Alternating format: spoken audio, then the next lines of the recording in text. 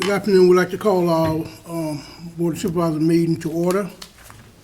This time, could we get a motion for approval or amendment of the agenda?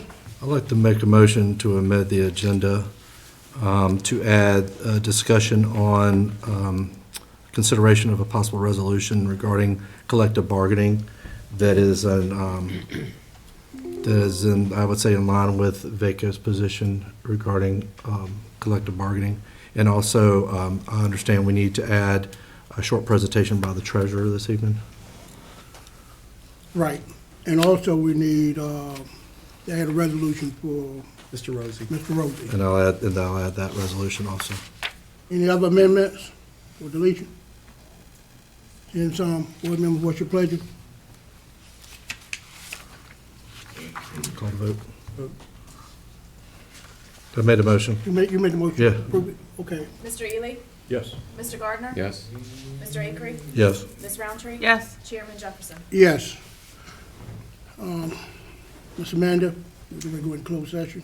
Mr. Chairman, if it is the board's pleasure at this time pursuant to Section 2.23711A of the Code of Virginia, a motion to move to closed session for the limited purpose of a discussion regarding the appointment of specific appointees to county boards, committees, or authorities as set forth in the agenda, as well as a discussion of the performance of specific employees, namely the county clerk, pursuant to subsection 1. A discussion regarding the acquisition of real property for school construction purposes, where discussion in an open meeting would adversely affect the bargaining position or negotiating strategy of the board, pursuant to subsection 3. Okay. So moved. Oh, no, Quick yeah. question. There are two properties that we need to discuss, but, I mean, they're both for the same reason, so I don't know if we need to. It's a discussion regarding acquisition of real property. Yes, So so- it's fine, we don't need to specify that the two pieces. Okay. So moved. All right. Mr. Ely? Yes. Mr. Gardner? Yes. Mr. Acree? Yes. Ms. Roundtree? Yes. Chairman Jefferson? Yes. We will reconvene at 6 p.m.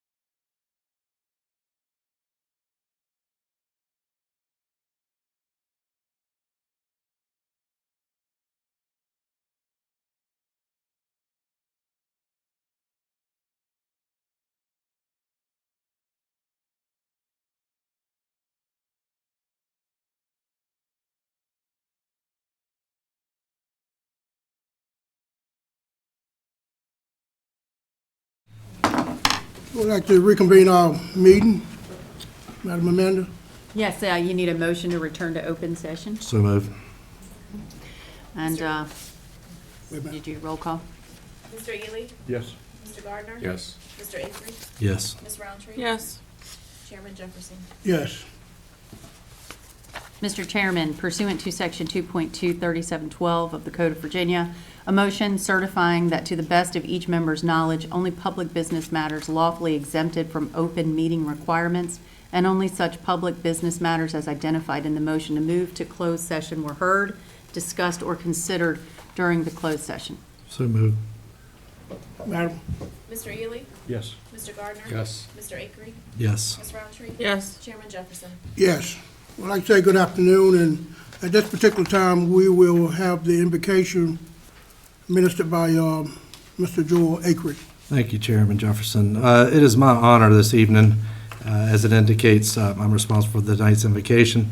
We are joined by a friend and a distinguished member of our community, Mr. Don Rosie, along with Lori Rosie and Daniel Rosie.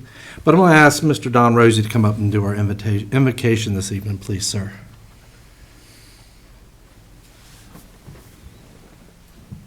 Thank you, Joel. Good to see you. Let's bow our heads. Father God, it is with great pleasure to be able to be here and bring honor to you. Lord God, we ask that you would direct the council, the Board of Supervisors, as they consider the decisions tonight with wisdom and understanding and knowledge, that, Lord God, that they would put foremost the concern of the citizens and recognize that our most important asset is our citizenry, how we support them, how to hold them accountable, but how they hold us accountable. But Lord God, at the end of the day, we want you to be glorified in all the things that we do. For it's in Jesus' name we pray. Amen. Can you lead us in the pledge allegiance? Don? Pledge allegiance. Pledge allegiance. To the flag of the United States of America and to the republic for which it stands, one nation, under God, indivisible, with liberty and justice for all. Thank you, Don. At this time, we'll move into citizen comments, and I have something I need to read prior to the citizen coming up. This is a time for the purpose of allowing members of the public to present any matter which, in their opinion, deserves the attention of the board. We ask that you clearly state your name and address and/or election district, and that you address the board and not staff or the ordinance. We ask that you limit your comments to 4 minutes. A timer with a lighting system shall be used for keeping track of a speaker's time. Speakers will receive a yellow light warning 1 minute prior to expiration of their presentation time. Speakers will receive a red light at the expiration of their time and will be asked to end their comments. If a speaker represents a group of 10 or more individuals that are in attendance, the speaker is allowed 6 minutes, and the group he represents forfeits their right to speak on the same topic. Speakers may not donate their unused time to another speaker. Comments on undecided public hearing topics are not appropriate for citizen comments. Public comments shall not be used to make political speeches, private advertisements, or personal attacks. We value your comments, welcome your input. We as a board will seek to address your concerns in as an efficient and timely manner as possible. So the first person to sign up tonight is Cole Mumford.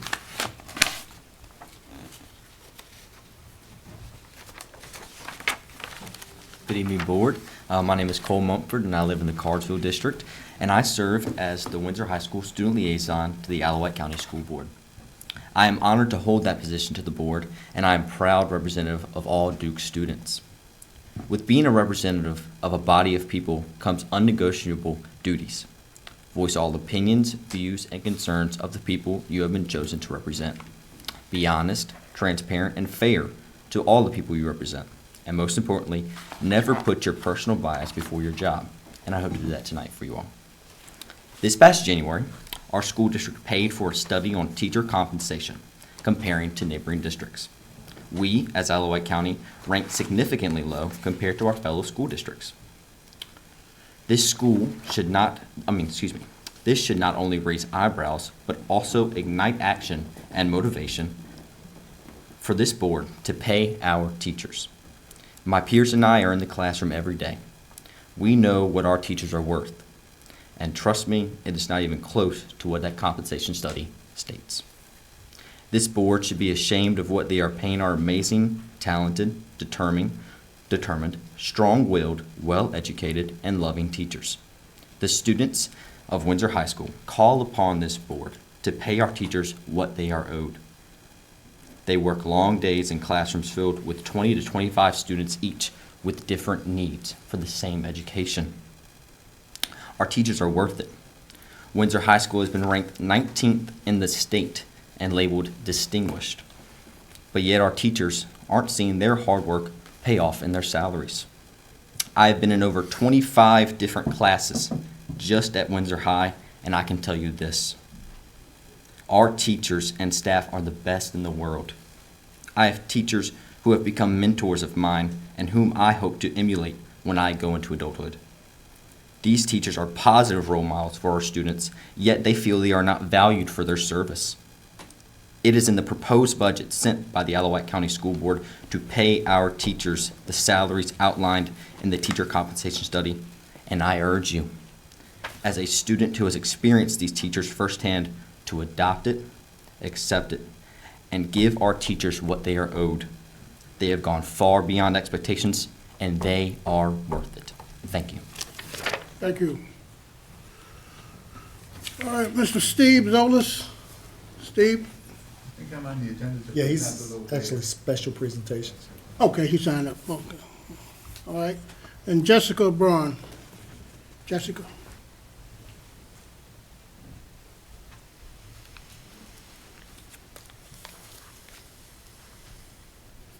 I just have a timer to keep myself track. Thanks. Good evening, Chairman, members of the board. Thank you for your time, your leadership, and your service to the community. My name is Jessica Brandon. I'm a teacher at Windsor High School. I've been an educator for over a decade, and 7 of those years here at IWCS. I was honored to serve as Teacher of the Year in 2019-2020, and I currently serve on the Employee Advisory Council. I sponsor student government, Student Booster Club, Duke Academy. I serve on the school improvement and leadership teams. I share that not to list accomplishments, but to establish this. I am deeply invested in our schools and in our community. I'm here tonight for our staff and for our students. Let me begin with a simple request, one that educators are often asked to reflect upon. Remember your why. Why did you run for this position? Why do you serve this board? Public service is not easy work. It requires balancing competing priorities and making difficult decisions with limited resources. But at the heart of that service is commitment to the well-being and long-term success of the community. Strong public schools are foundational to that success. The need for increased funding for IWCS is not a matter of opinion. The data speaks clearly. The question before you is not whether or not the need exists. The question is whether you'll act boldly enough to meet it. I'm asking you tonight to prioritize meaningful, sustained investment in our schools in this budget cycle. This is the moment where your leadership makes the difference. Let me offer an analogy. Imagine IWCS as a growing family living in a one-bedroom home. The family has grown, but the roof is leaking, there's mold in the walls, repairs are overdue. And while the family is financially stable, the most of the budget is allocated elsewhere. At some point, that family must reassess its priorities and decide that a safe, functional home is not optional, it's foundational. This is where we are. According to state data, Allouette County is one of the highest local composite index ratings in our region, essentially placing us among one of the wealthiest localities in our area. Yet our teacher pay remains among the lowest in neighboring divisions.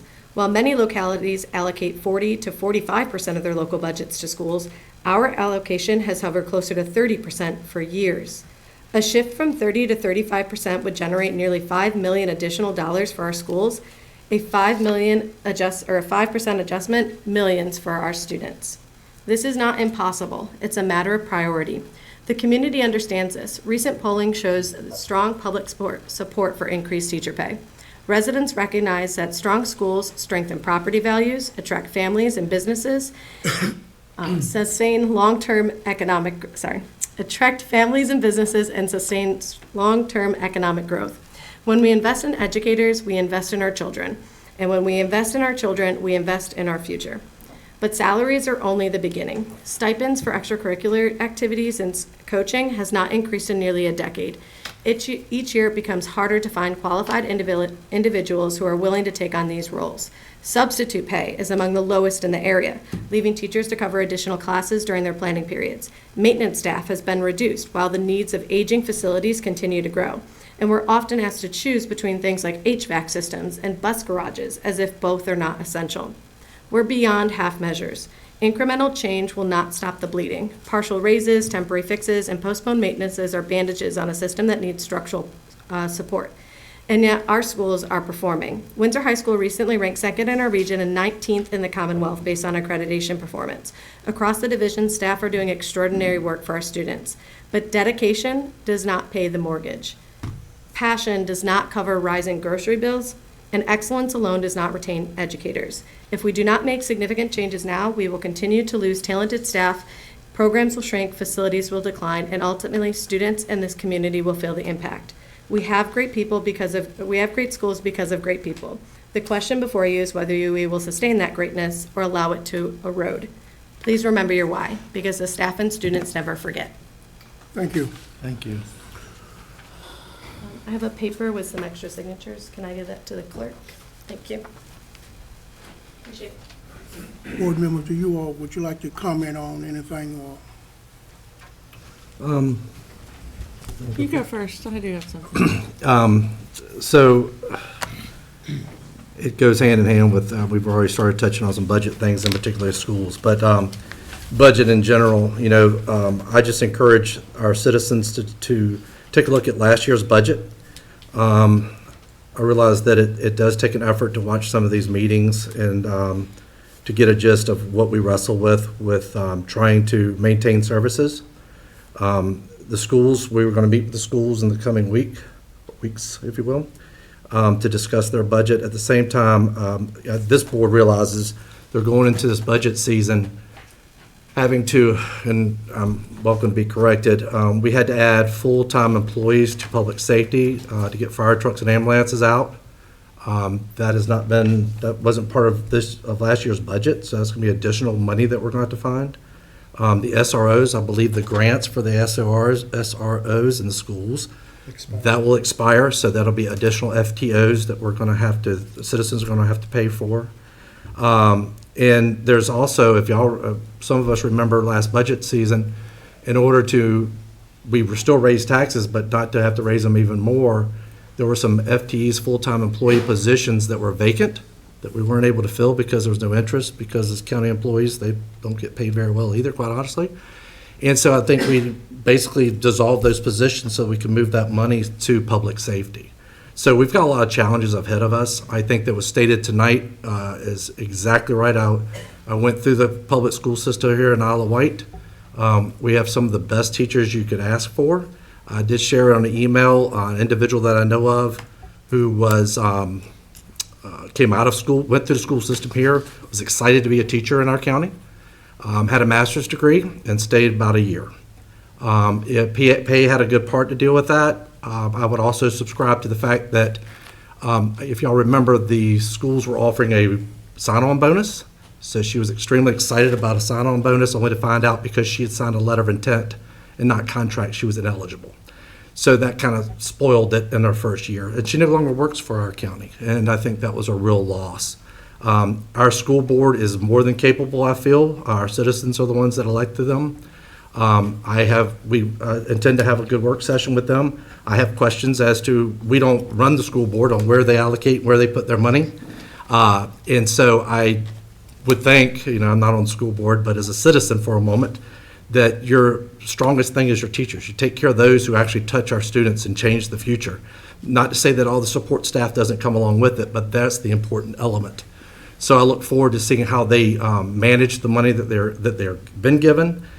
Questions like, when there is a teacher with tenure that leaves and the salary is higher than, say, an entry, where does that money go? When there's vacancies for, say, an entire school year, where does that money go? So these are some of the questions I'll bring up in our work session. But more back to the original point, I just encourage our citizens to take a good look at our budget.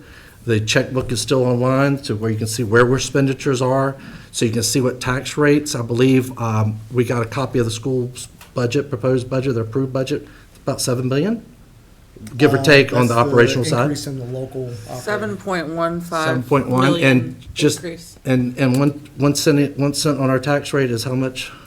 Just under 700,000. 700,000. So that gives you an idea of what we're wrestling with tax increases. And at the same time, this board realizes, because of your presentations and things that we're given, we still rely heavily on our volunteers to get fire trucks out and ambulances out at times too. So that's what we run for office. It's difficult, but at the same token, we need our citizens to be engaged, to stay in touch with us by email, by phone. We don't know what we don't know, but together we get through this. So thank you so much. Apologize if I was long-winded. No, you said exactly what I wanted to, Supervisor Acree. The Isle of Wight County contribution to schools in the current year was $36.2 million. The budget that was given to us is $43.4 million. Represents a 7.15, all these are approximate numbers, but $1 million increase over last year. The past few years, we've given a lot of money to capital projects. I know that doesn't keep the lights on, but it is all part of the equation. It's all dollars that come out. The past few years, I know that I've been on the board, we've increased the school's budget by approximately $3.5 million per year. So again, the request this year is to increase it by $7.15 million. Now, what Supervisor Acree and Mr. Robertson just verified is that if a penny on the tax rate, so as a reminder, the tax rate per $100 of value on your real estate, so think about your house, your land, a penny is just under $700,000, dollars in revenue generation. So your tax rate right now is 77.5 cents per 100. So for every $100 of value of your real estate or your property, you're paying 77.5 cents, right? If we were to just give the schools everything they asked for at 7.15 million, that's 10-cent increase on your rate. So just to pay for that ask, that increase, it would automatically put our rate at 87.5 cents per 100. And so although I understand that, and I agree that teachers should be paid, much, much more than they are, and that we need to be at a market rate, it's a balance. And that's what we're going to be struggling with and wrestling with for the next 2 months. Is that, again, if we gave just the schools everything they're asking for, it would mean to each of you 10 cents per $100 dollars of value on your real estate and property. Now, you could say, well, Isle of Wight is growing, and there's sales tax and all these things that you all have approved, and commercial development and housing, etc. Houses and people cost money. Businesses and commercial development make you money in general. But a little bit of bad news that may have been a boon for us that will turn out to not be is that we're on a 6-month sales tax decline. So over the past 6 months, our sales tax rate has actually decreased. The amount of money we're getting from people buying things because the economy's cooled down is on a 6-month decline of 4%. So if, whatever never mind what we budgeted, we thought we would get for sales tax, let's just talk about it's 4% behind last year, this time. And we waited for a few months to see if that might correct itself or if it was a blip. It was not. So, when you talk about you should be ashamed of yourselves, I'm pretty proud that I look into the numbers. I don't like what I see, but I wanted to explain all of that to you all because it's going to be tough. It's going to be a rough next 2 months, and we will do everything we possibly can and try to be fair to all the departments of the county. But this is not going to be an easy time. So pray for us. Seriously. Mr. Ely, you have anything? No, sir. I think it's all been said. Mr. Gardner? Yes, I think Mrs. Roundtree and Mr. Dupree summed it up quite eloquently, and I have nothing further to say. Right. And I would just like to say, ask the citizens to come out to the joint Board of Supervisors and School Board meeting and listen to the things that we talk about. And then come to our meeting when we are in our budget work session to see what we have to go through to try to balance out revenue versus expenses. And it's not an easy task to do that. So we do the best we can do to give our school system funding. And the last thing I'll say is that we appreciate the teachers in Isle of Wight County. I personally appreciate them because it served me since 1959. I was in school in 1959, and Isle of Wight County provided to the best of their ability. I think we are doing the same thing. Not to reiterate what Ms. Roundtree and George said, but the county is doing the best that we could do with the funds that we have, trying not to increase our tax rate, which would be an extra burden on the citizens in this county, and a burden on the teachers too that live in Isle of Wight County. Because I look at it, you'd be paying robbing Paul to pay Pete, so to speak. Because if they have to pay more money in taxes, and even if they get a nice raise, that's going to be a deduction from their increase in salary, so to speak. So this board planned to do the best they could do to support Isle of Wight school system. And we'll move on from that point. All right? Mr. Robinson, we'll move into the consent agenda. Yes, sir. You've got several consent agenda items on tonight. If you'll look at your agenda, you'll note that item A, the Tourism 5-Year Strategic Plan, if you recall, Ms. Winslow presented that plan to you at your work session a couple of weeks ago. Item B, the Commission for Adults with Disabilities.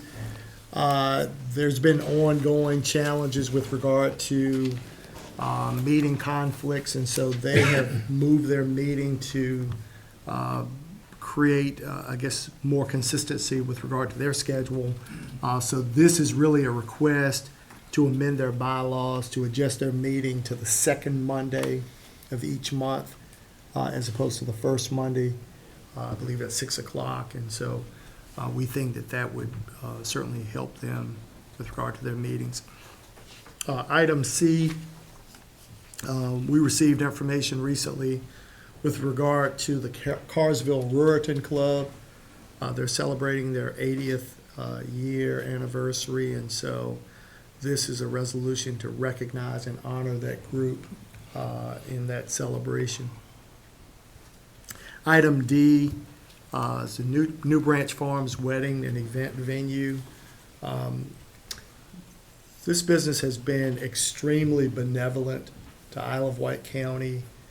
They've worked in conjunction with our Parks and Recreation Department, and for the last few years, they have donated their facility and other amenities to our community, such that the Adults with Disabilities has been able to go there and celebrate as a part of their therapeutic recreation ball. They've had a fantastic time, but it's been certainly a result of the hospitality and the benevolence of the owners of New Branch Farms, and so we want to recognize them with the resolution. Item E, as you are aware, we are in a joint tourism marketing effort with multiple counties in this region. That is called the Salty Southern Route. We, Isle of Wight County, act as the fiscal agent for that grant, and so whenever we get grant funds, we are the ones who are responsible for accepting and appropriating those funds. So that's all this is just an amendment to the budget to do just that. Item F, as you know, periodically we receive insurance funds for either damage to vehicles, which is the case here, or in other instances, damage to property. Item G is a budget amendment. The schools, we've gone and looked and verified these numbers, but on June 30 of FY 24-25, so June 30 of 25, the schools had unexpended funds in the amount of $578,535, if I can get it out, of unexpended funds, and so they have requested that that money be used for maintenance and other operating expenses. Additionally, item H is unexpended funds that the schools had with regard to some local surplus funds in the amount of $248,058, and also state textbook funds in the amount of $40,375. And they want, or are requesting that those funds be reappropriated for use in this budget for expenses. Item I is your annual report from the Planning Commission, which recaps much of what they did in 2025. And hopefully you've had a chance to read that or look through that. Item J is a resolution to recognize April 6th through the 12th of this year as National Public Health Week. Item K is, if you might recall, several months ago, the state provided grant funding for the Dardenhams project, the governor's AFID program. A part of that agreement or a part of that grant requires that we have a performance agreement with the Darden family and that business to, it really creates some accountability for the person who's receiving the grant to make sure that they hit certain targets again, not just an agreement with the county, but also in compliance with what the governor's expectations were for the grant funding. And so that grant agreement, or that performance agreement, is in your agenda for consideration, as are minutes from previous meetings under item L. Okay, board members? If I can make a couple comments. The Commission on Adults with Disabilities, first of all, Mr. Rosie and this board have advocated for this population. Mr. Rosie and myself were very blessed to be very personal with these challenges, I guess you would say, or gifts of having someone who falls in that category. I appreciate the commission, those that serve on the commission. I would encourage our citizens to participate, to please come to those meetings. If they can't make the meetings, to please reach out to our commissioners on that commission. I think there's a lot of opportunity here for that population to be more included in our community in some of its activities. I know our tourism was here our last meeting, and we spoke briefly about some opportunities there. So I look forward to more that's coming out of that commission, but I encourage our citizens to get engaged with that. I think they'll find the return on their investment will be remarkable. Secondly, I saw the amendments on the school's budget. Just to refresh my memory and maybe others, we do not do categoric funding anymore, correct? We don't tell them exactly where they can put their money. That is correct. Okay. So, and I see that these are, and by the way, when you've got a budget as big as the schools, you're going to have a cushion. They can't spend it down to the dime. It's not, I realize completely, I hope everybody understands it's a real big challenge to really, make sure you spend all your money appropriately and you budget appropriately. At the same time, the resolution, I see this is 2024 and 2025 funds that were. So FY 24-25. So these would have been funds unexpended as of June 30 of 25. So, because I'm just making sure, I had to look at them, getting old, I guess, looking at dates. We're in the 25-26 year, and this is Correct. 24-25. So these so I just kind of just throwing it out there again. I don't want to be on the school board. They've got a rough job, but those funds can be used for virtually anything in their operating budget, can it not? Or does it have to stay in? So some of them they have to use them, like the textbook funds. Right. They still have to use that as part of the textbook fund Right. program. They can't use that. But the general operating surplus fund could be utilized for anything from salaries to things like that? Correct. They have requested those funds with the expectation that they would spend them on some maintenance items that they have. And I'm sure they have their justification. I just think this is a real good example of why we're on the Board of Supervisors and they're on the school board. They're having to make determination, which I'm sure is very difficult, to take money from a previous budget and potentially use what maybe teachers or others may think it should be maybe to salaries, whatever, and put it towards maintenance items, which I'm sure is a priority. I don't second guess them, but I just think this is a perfect example when, you know, when people come in and look at us as if we're going to hand money straight to the teachers. The school board has got an awesome responsibility. That's why they're elected to those positions. And this is one of those prime examples. And this is from a year previous. This isn't even during this fiscal year. Correct. This is the previous year. The money is still sitting there. Yeah, and to their credit, these funds are as a result of cost savings, either salary savings or whatever, with vacancies and. A little bit what I touched on earlier. Exactly. And so they have identified these funds to say, hey, there's some projects or some things that we can get done currently that would not impact us moving forward. So it's a win-win in that regard. Thank you for allowing me to comment. All right, anyone else have any comments? No comment. I make a motion to approve the consent agenda. Mr. Ely? Yes. Mr. Gardner? Yes. Mr. Acree? Yes. Ms. Roundtree? Yes. Chairman Jefferson? Yes. We'll move on to regional and intergovernmental reports. Anyone have anything tonight? We have Yeah. a Western Tidewater Authority meeting. Those are only quarterly, but that meeting is in April, so that's coming up, or no, end of March. I don't know, it's coming up soon, in the next, like, 2 Next weeks. couple of weeks, Yeah. April. And I did attend the Western Tidewater Community Services Board meeting this week, CSB, because I sit on that board. Those meetings are quarterly as well. And it was a really good meeting, and they opened within the last month Solace Landing, which is a respite home in Isle of Wight County, through the CSB, and they did a nice job rehabbing the property. So it's a good meeting, good leadership. Turnover's too high. Pay is too low, but they're making strides. Okay, you done? You done? That's it, yeah. Mr. Gardner? I'm on the Western Tidewater Regional Jail Board, and we have a meeting coming up. We're doing a job search for a new superintendent. And the last meeting, we were informed that, guess what, the deputy superintendent now is retiring.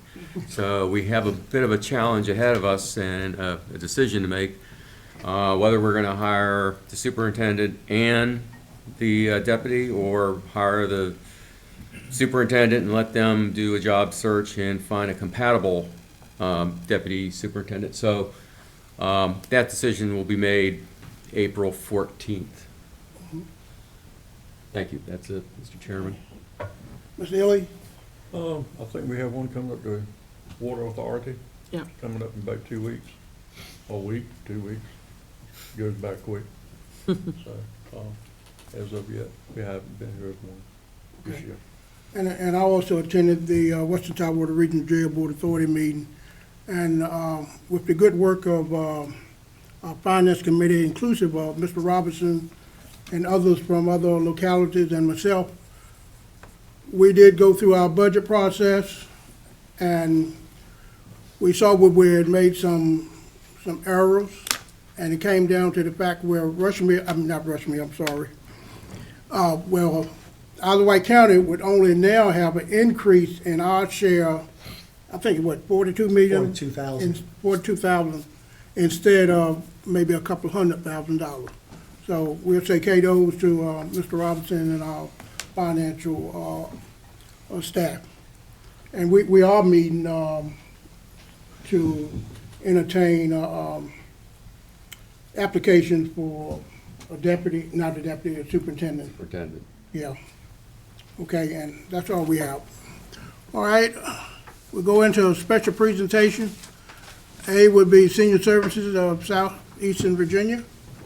Yes, sir, Mr. Chairman. I'd like to invite Mr. Steve Zolos to come up, and Mr. Zolos has a presentation with regard to senior services, and certainly want to welcome him tonight. Well, thank you. It's a pleasure to be here. I'm going to do a short presentation today just to give you kind of an update on what's going on in the senior citizen realm here in Isle of Wight. I know I'm preaching to the choir a little bit because of all the jurisdictions that we serve, from Norfolk, Virginia Beach, all the way to Southampton and Isle of Wight. Isle of Wight takes better care of their seniors from our seat than any other jurisdiction.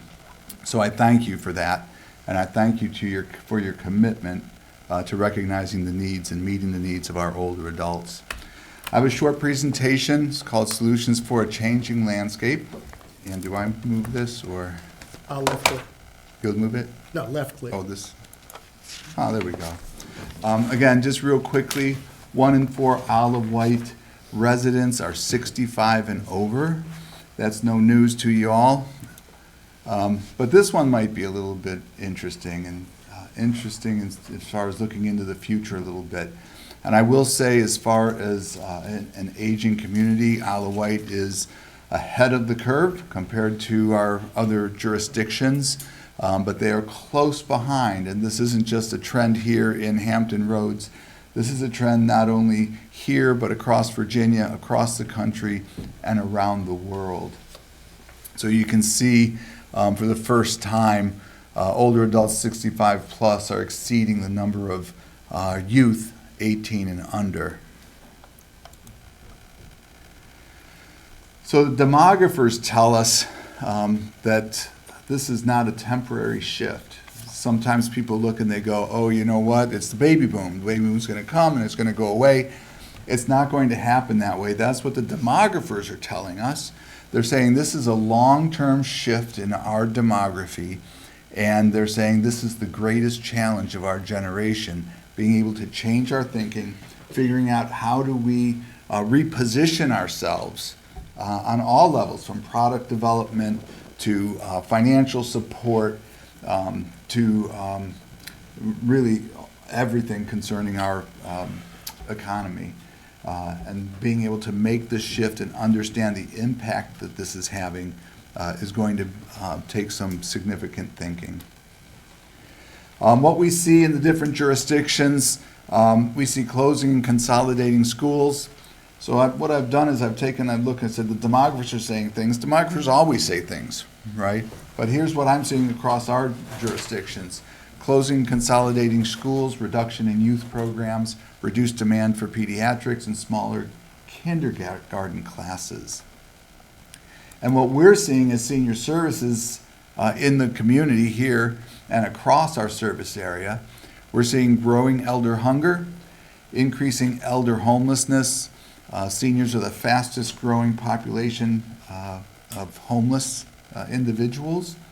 And we understand that seniors cannot survive on the streets.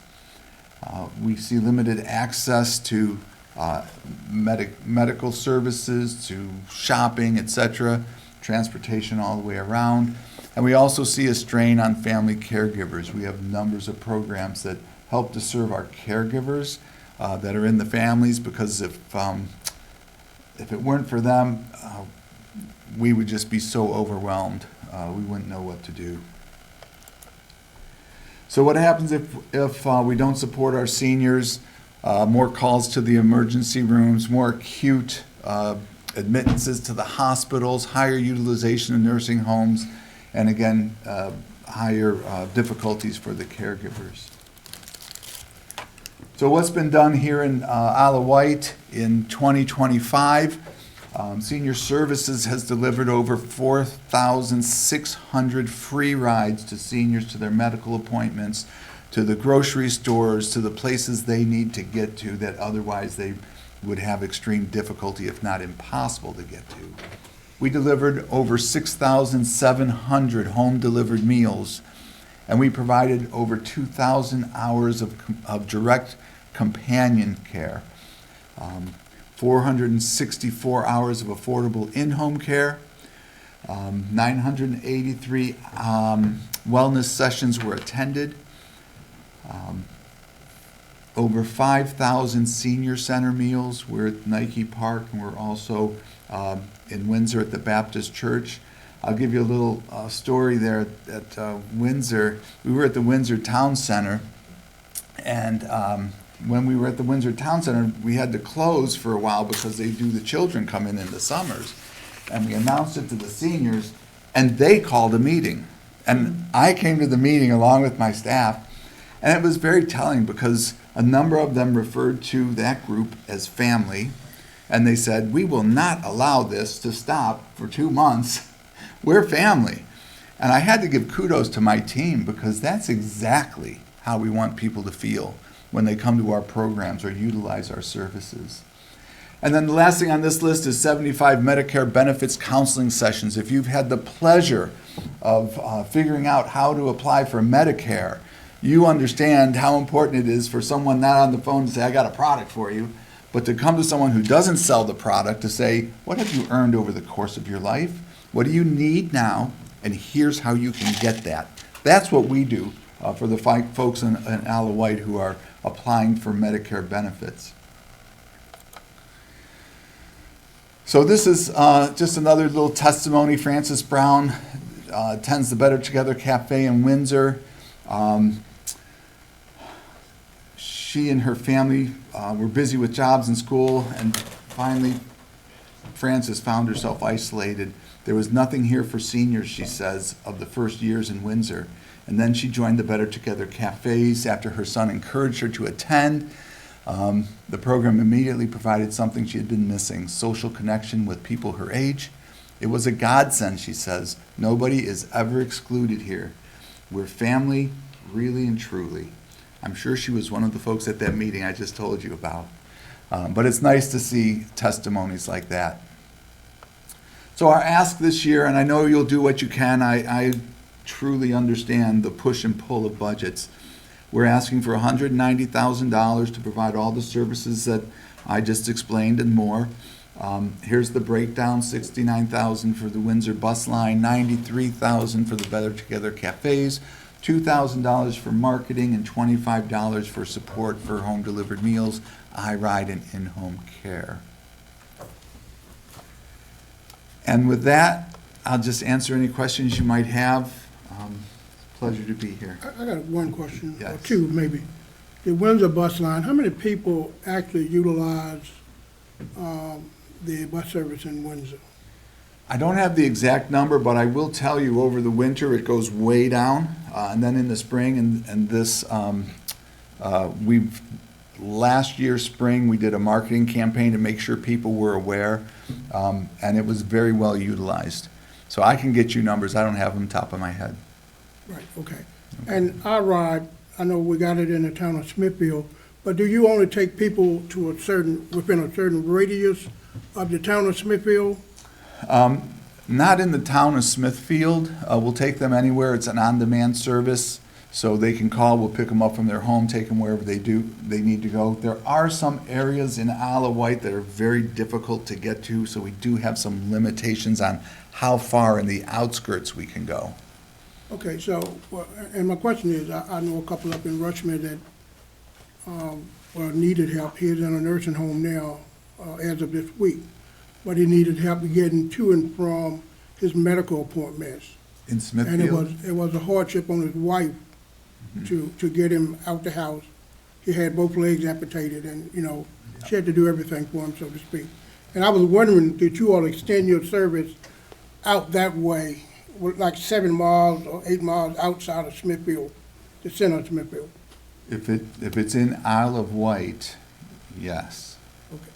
So if it goes outside of Isle of Wight, we can. Like I said, there's a few places that are a little more distant, but you can always give me a call.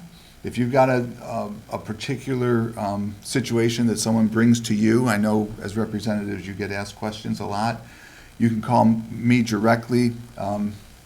Ms. Roundtree is going to be on our board come the next month, so she will also be a direct contact for us.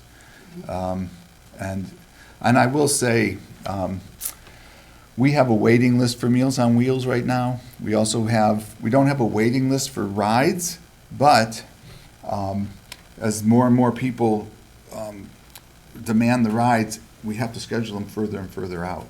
So that's one of the things we consistently work at is how do we, as far as transportation goes, how do we pull that in so people can get more immediate service? They don't have to wait 2 weeks to get their ride.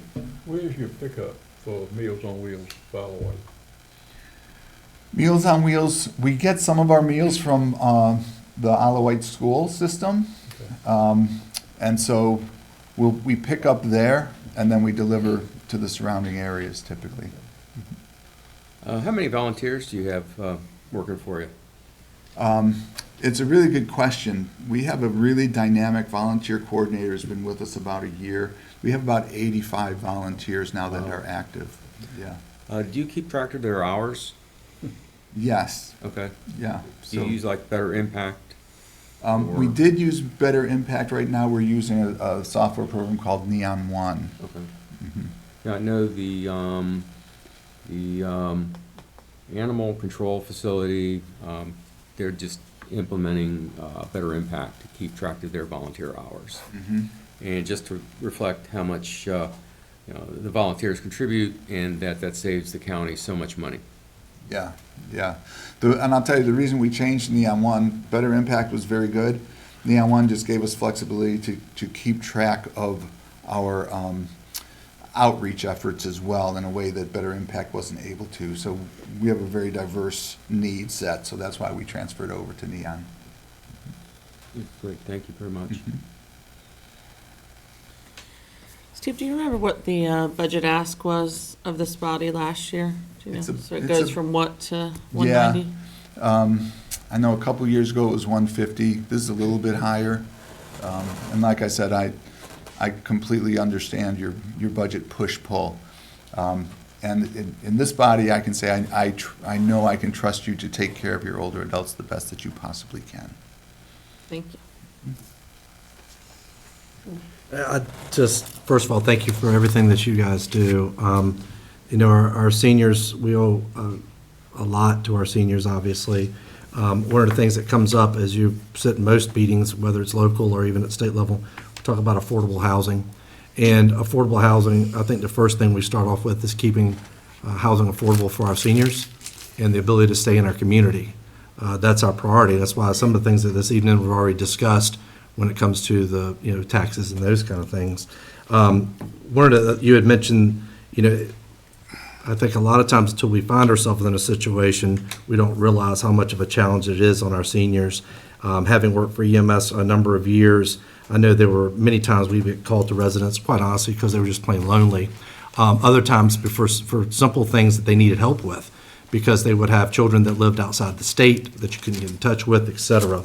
And also the other part that was really interesting, and I won't say disturbing, but I'll just leave it as interesting, is how many seniors we have that have adults with disabilities that receive no service. And so the senior is basically taking their services and splitting it with their sometimes adult child. So we have a lot of challenges on our plate, but y'all do a tremendous job. We appreciate y'all doing such a heavy lift, and on behalf of the seniors, thank you so very much. Thank you, appreciate it. Thank you all, I appreciate your time. Thank Take care. Thank you. Thank you. Okay, next will be staff appreciation of, presentation of Sam and Wendy Mills, New Beach Farms. Yeah, Mr. Chairman, I'm going to ask Mike Frickanese and Jamie Clack if they would come up. This is somewhat of a follow-up or continuation of the item that we talked about a little bit under the consent agenda. But go ahead. Can I just start reading it? Sure. Okay. So this is a resolution of appreciation honoring Sam and Wendy Mills, who are the owners of New Branch Farms, for your community partnership and support.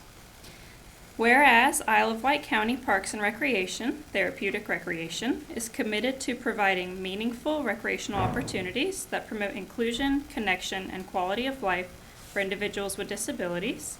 And whereas for the past 3 years, Sam and Wendy Mills have generously partnered with Isle of Wight County Parks and Recreation to host the annual Therapeutic Recreation Ball for individuals with disabilities. And whereas Sam and Wendy Mills have donated the use of their beautiful facility, the New Branch Farms Wedding and Event Venue, at no cost, ensuring that participants and their families can experience a memorable and dignified formal event in a welcoming environment. And whereas, in addition to donating the facility, Sam and Wendy Mills have provided extraordinary support by offering free DJ services, photography, catering, use of a photo booth, event supplies, and the time and dedication of their staff to help plan and carry out the event. And whereas their generosity and commitment to inclusion have created lasting memories for participants, families, and the community, demonstrating the power of partnership and service. Now, therefore, be it and it is hereby resolved that the Isle of Wight County Board of Supervisors expresses its sincere appreciation and gratitude to Sam and Wendy Mills for their continued generosity, community partnership, and dedication to supporting individuals with disabilities. Be it further resolved that this resolution be spread upon the minutes of the Isle of Wight County Board of Supervisors and that a copy be presented to New Branch Farms in recognition of their outstanding service to the community. That was a mouthful. Well, you just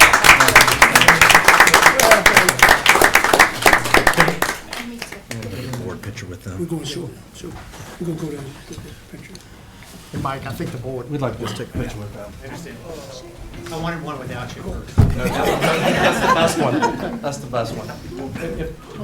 Mr. Jefferson, may I just a moment? Thank y'all so very much. My son has enjoyed the activities there. And for you. He loves it, and y'all have just been tremendous. Seems like only yesterday y'all were here for, to get your venue approved, and y'all stuck to your word on what you did, and then some. So on behalf of a parent, I can't find the words other than just to say thank y'all so very much. It makes more of an impact than you'll ever dream and know. So thank y'all so very, very much. It's been an honor. It's truly one of the good events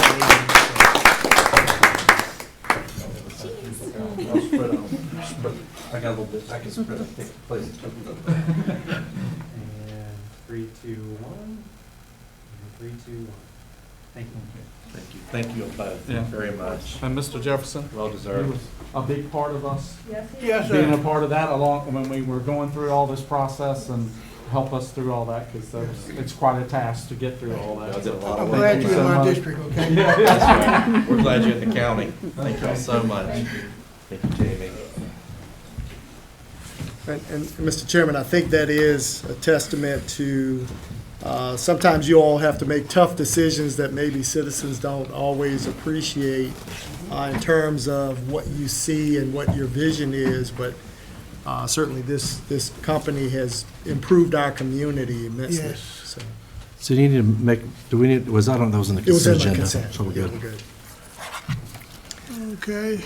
Mr. Chairman, the next item is an item that was brought to our attention by a citizens group from Eagle Harbor, and at the request of Mr. Garner, we're bringing this to you tonight for them to provide some information with regard to some citizen concerns and to make sure that the board is made fully aware of those.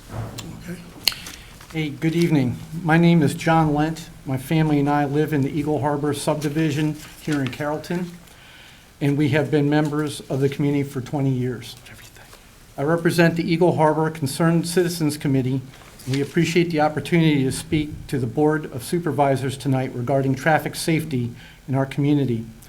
The committee asked me to provide a short presentation highlighting our concerns and recommendations for board consideration. In the interest of time, I would like to present our traffic safety request to the board members. Over the last 8 years, we've experienced a number of near-miss accidents resulting from obstructed line of sight along Northgate Drive. As a result of this experience, we request the following board action. First, we ask the board to pass an ordinance restricting specific vehicles parking from Eagle Harbor similar to what is currently in effect in other areas of the county. We reference Isle of Wight County Ordinance, Chapter 11, Section 11-45. This legislation restricts parking of commercial vehicles, recreational vehicles, trailers, and large passenger buses within a residential neighborhood. Second, we ask the county to work with VDOT to establish and maintain no parking zones at key Eagle Harbor intersections on Northgate Drive and Whippingham Way. Combined, these actions will provide motorists clear line of sight and serves as a common sense approach to improve traffic safety for both motorists and pedestrians while allowing residents to park personal motor vehicles, their cars, and light trucks on the street beyond the no parking zones. Based on our discussions with Isle of Wight County law enforcement, we documented 3 major concerns related to traffic safety. Our primary concern remains the restricted view at the intersection of Northgate Drive and Bridgewater Drive. Over the years, large commercial vehicles, recreational vehicles, and trailers blocked line of sight for vehicles entering Northgate from Bridgewater Drive and for motorists traveling on Northgate to US Highway 17. Vehicles parked along Whippingham Way present a similar concern with a view from US Highway 17. Large commercial vehicles parked on Northgate Drive also increases the danger to pedestrians, including children, trying to cross the street and may not be seen by oncoming motorists on Northgate Drive. Commercial development, such as the Dollar Tree and restaurants currently under construction near the Northgate intersection, may increase vehicle and pedestrian traffic, and with it, greater risk of accident in a confined space. We also would like to point out that the parking restrictions within the Nest Apartments and Bridgewater condominiums directly contribute to the safety issues along Northgate Drive. Additionally, the transient nature of residents in these developments ensures a continuous need for parking rules of engagement to make our community safer. This map provides an illustration of our requested actions. We request the parking restrictions encompass all of Eagle Harbor to include Woodbridge, Lighthouse Commons, Eagle Harbor Main, Greystone, and Bridgewater sections. As you can see, both Northgate Drive and Whippingham Way serve as major entry and egress points to US Highway 17. These areas highlighted in red represent our proposed no parking zones. I would like to mention this issue was previously visited by the Board of Supervisors. During a 1 September 2022 working group session, the Transportation Office provided board members information on the Northgate parking issue. The meeting stemmed from a board member representing Eagle Harbor receiving constituent emails outlining their safety concerns. In the discussion, the board members identified 5 key concerns listed here on the slide regarding parking along Northgate. As a result, the board tabled further action on the Northgate parking issue. One of the board's concerns remained community consensus, and at this time I would like to present the board with a result of our petition drive requesting the implementation of the ordinance and establishment of specified no parking zones. We also include a letter signed by the Eagle Harbor Homeowners Association Executive Board endorsing the ordinance and no parking zone initiative. And sir, I'll pass this along to you so that it can be reviewed by the board members. I would also like to offer some key points for your consideration. While VDOT maintains public roads, the county has the authority to establish ordinances to regulate parking as evidenced by the approval of the 2006 county parking ordinance. Additionally, a November 2015 VDOT letter also advised the Homeowners Association that the association had no authority to regulate parking on public roads within the subdivision. A key benefit of the ordinance is that it provides clear guidance that enables the Sheriff's Department to effectively and efficiently enforce the law. It also establishes a standard that eliminates guesswork, provides continuity despite any changes in the transient population, and reduces potential legal risk to the county. In terms of precedent, our belief is that it was established when the Isle of Wight County Board passed the 2006 ordinance. The law restricts parking of specific vehicle types, not resident parking of personal vehicles. It offers a compromise that improves safety within the community. We formed the Eagle Harbor Concerned Citizens Committee in August 2024 to organize our efforts and improve traffic safety within our community. This slide highlights a summary of actions taken by the Eagle Harbor Concerned Citizens Committee, both in terms of government and community outreach. The point of this slide is that it highlights our efforts to partner with both our county government leaders and our homeowners to effect positive change that improves the safety of our community. In summary, we request the board enact safety legislation in the form of an ordinance to an establishment of no parking zones at 2 key Eagle Harbor intersections. Thank you for your consideration and support. This concludes my briefing, subject to your questions. Thank you, sir. Thank you, sir.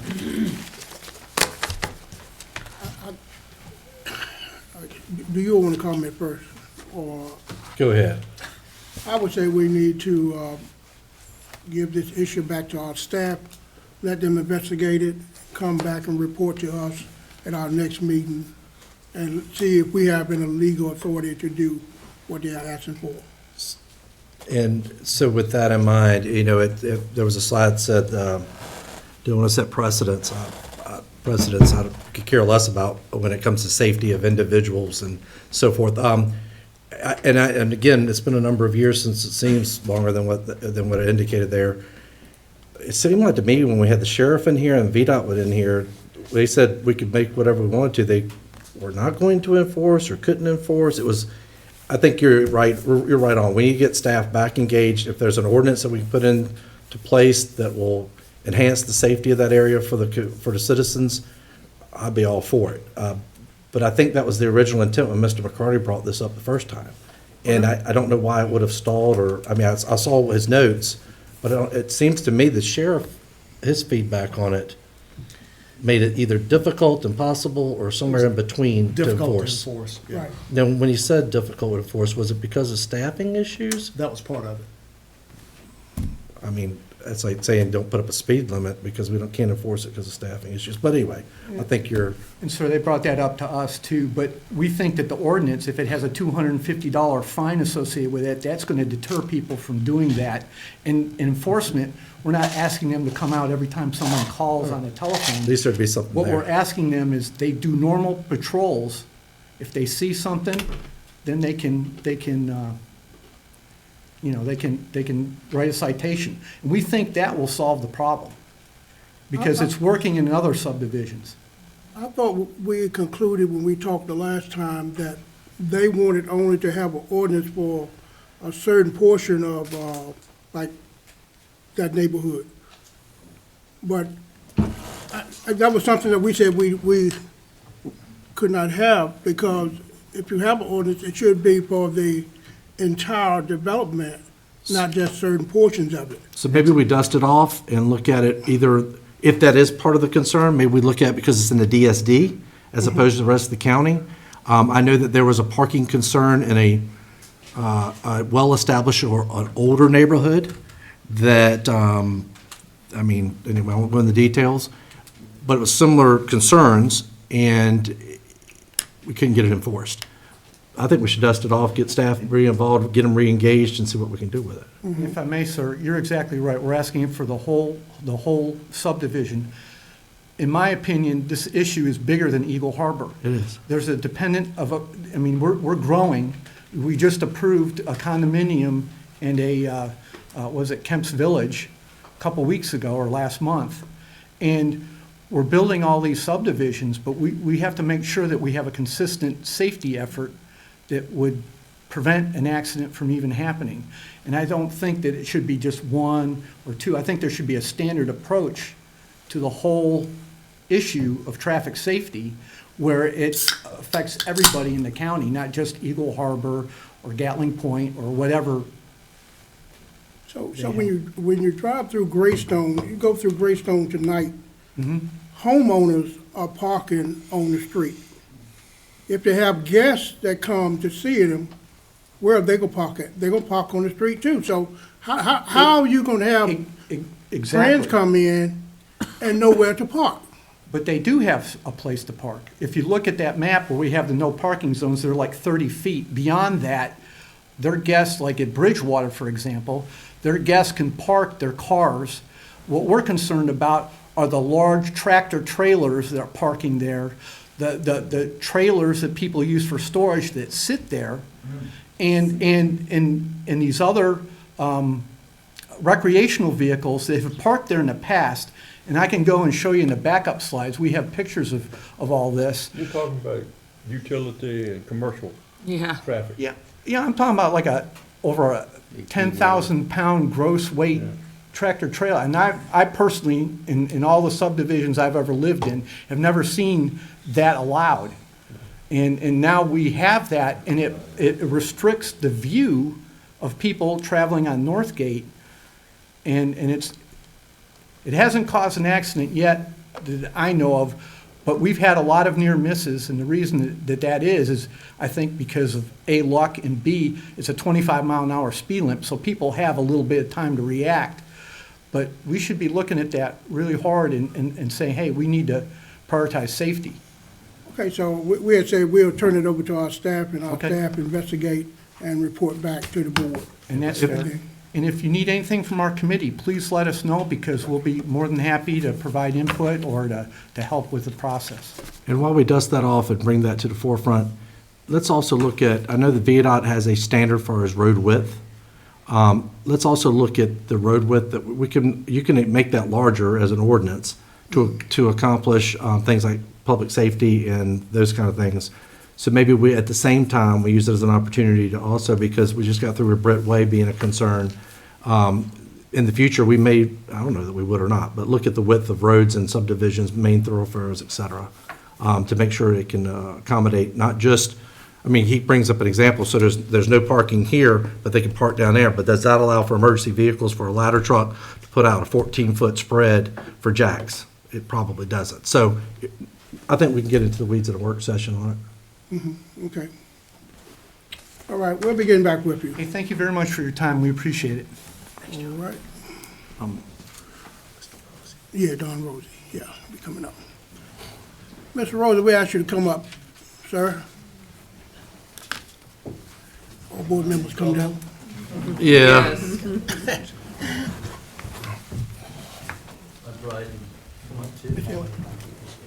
Okay, thank you for keeping us on toes.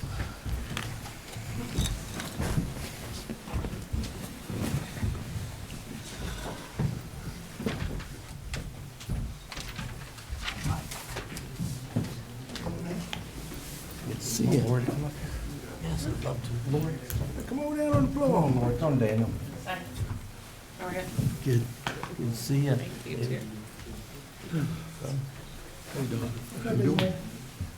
Daniel. Good to see you, buddy.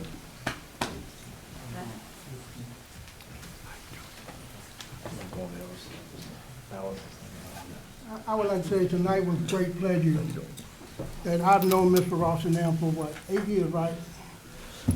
About 8 years, and he has been a pleasure to work with. He has been a delight to talk to, and he has been a wealth of knowledge for me personally and for Isle of Wight County. Served both as a Board of Supervisors member and served on the Planning Commission. And we'd like to thank you and tell you that we truly appreciate your service. And, you know, they say behind every man is a good woman, but I say beside every man is a good woman, okay? Absolutely. So she enabled him to do a lot of things, and we eat dinner together when we go away, and it's a pleasure to have you there with us also. My best asset. All right, good. But I will now read the resolution. A resolution to recognize and commend Don G. Rossi II. Whereas Don Rossi II has served as a member of Isle of Wight County Board of Supervisors from January 2018 through December 2025. Whereas Mr. Rossi has served as chairman of the Board of Supervisors from January 2025 through December 2025. After having served as vice chairman of the Board of Supervisors for calendar year 2021 and calendar year 2024. Whereas Mr. Rossi has been a catalyst to promote and enhance successful community and regional partnership to include, but not limited to, his Exemplary. service on the Hampton Roads Military and Federal Facilities Allowance, and whereas immeasurable contributions and dedication to the Board of Supervisors have materially improved the effectiveness of the board and the quality of life of the citizens of Isle of Wight County. Now, whereas be it, and it is hereby resolved by the Board of Supervisors of the County of Isle of Wight, Virginia, to Don G. Rossi II. He is recognized and commended for outstanding service to the Board of Supervisors and the citizens of Isle of Wight, and that this resolution be presented as a token of the board's gratitude and esteem. Be it resolved, further resolved, that the Isle of Wight County Board of Supervisors extends to Don G. Rossi II its best wishes for his future endeavors and orders that a copy of this resolution be spread upon the minutes of this board meeting this 19th day of March 2026. Adopted this 19th day of March 2026, Courtney Denny, Deputy Church Clerk, and Rudolph Jefferson, Chairman. All right. Thank you very much, sir. I appreciate it. It's a big group.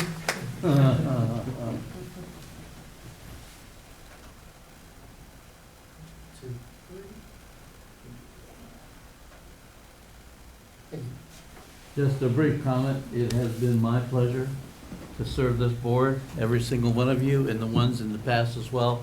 But, and just an encouragement to our community. Thank you, staff. It's been a pleasure working with you guys as well and gals.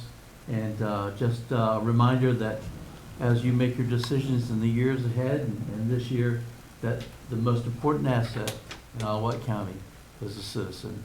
And always keep them in front of you in all the decisions you make and the direction that you take. Thank you very much.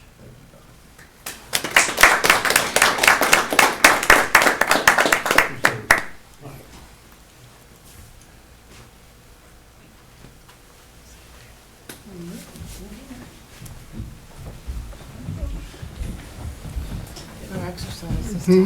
Getting your exercise. Hey, Don, we skipped appointments. Glasses up here. We skipped appointments. Yeah, we did. Chairman Jefferson, may I make the motion that we adopt the resolution presented to Mr. Rosie tonight? Adam? Mr. Ely? Yes. Mr. Gardner? Yes. Mr. Acree? Yes. Ms. Roundtree? Yes. Chairman Jefferson? Yes. All right, we'll move on to County Attorney's report. Mr. Chairman, it was brought to my attention, I didn't realize it either. I believe we might have skipped board appointments. Oh, Lord, I'm sorry. We're moving too fast. Okay, we'll go back to board appointments, okay? I'm sorry, I apologize. I missed that one as well, so. How do I miss it?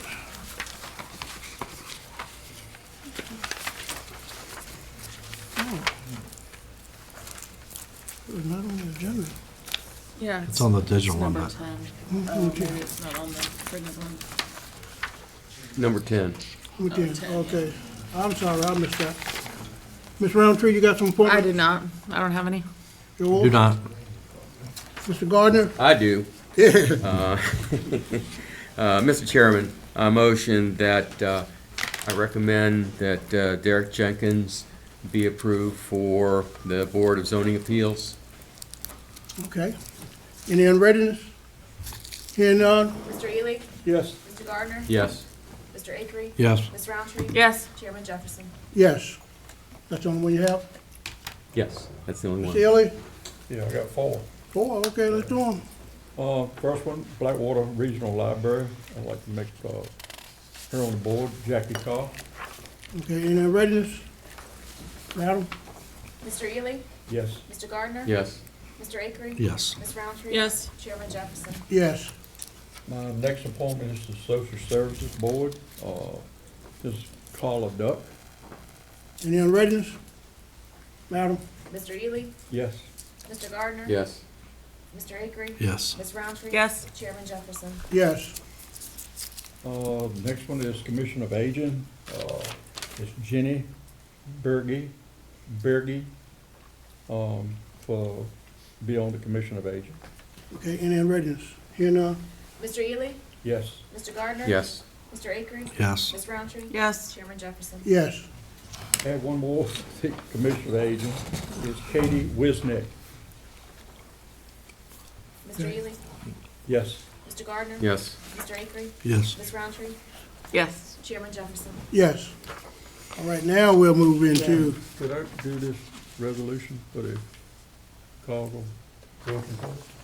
Yes, so that was adopted under consent, agenda. but, yeah. Go ahead. Okay, thank you. Sure. all right. County Attorney report, do we have anything? No report tonight. All right, public hearing. Treasurer. The Julie. treasurer Julie. wants to present. Presentation. Oh, I'm sorry. We didn't My change computer that. didn't update. Well, that was added during the amendment to the agenda, so that wasn't on there. All right, how about treasurer come forward, please? I didn't refresh my computer. No, it's not in there. It's not in it. Yeah. Mhm. I promise I'll be quick. And I did bring y'all some more papers tonight. We're gonna be here a while, so you can take your But time. they're all in one paper clip, everything. Oh, good. Thank you. It's not multiple paper clips. Thank you. You ain't got grass. Yes, I heard what y'all said. Y'all requested a graph. Thank you. That one's for Courtney. Thank you so much.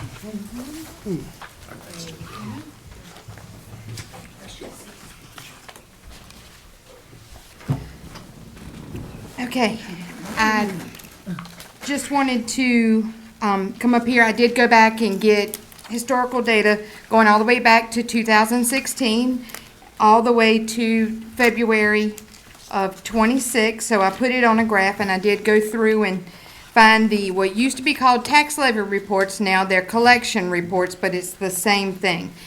And after the meeting at the beginning of the month, there was a little confusion, and we were talking about it, and I got a little confused myself, but when we were talking about the personal property and the rate from the older tax levy reports that were done, how it's done now, it breaks out personal property, PP1, PP2, and BP, which is business personal property. So you have to take all three of those and add them together for them to be equal on the same level on the tax levy report under the personal property. So on the January one, if you had added all three of them, the percentage would have been 89.41, which would have put it right there in the same level as it was in 24 with the old tax levy report. And for this one, whenever you add together February of this year, it comes up, the three taxes, personal property taxes, come up to be 91.63%, which if you add up in February of 25, the three were 91.59%. And then in February of 24, which was when I started and got my first collection position filled in February, it was down 89.04. And you'll just see back over the previous years, some years it was higher. In 2020, because I was working in the treasurer's office at that time, that was when everything going on with COVID and the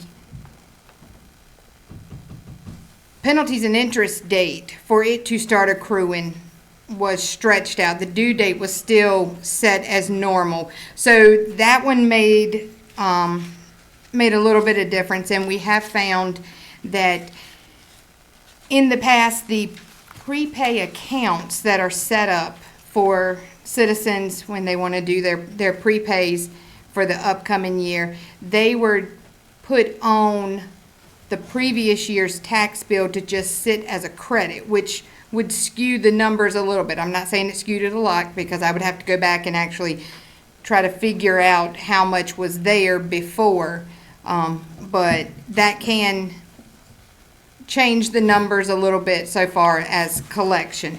But I did take the time to go through and try to map it out, and what I'll do is, now that I have found all the historical data, I'll try to keep this going forward as the new collection report is created.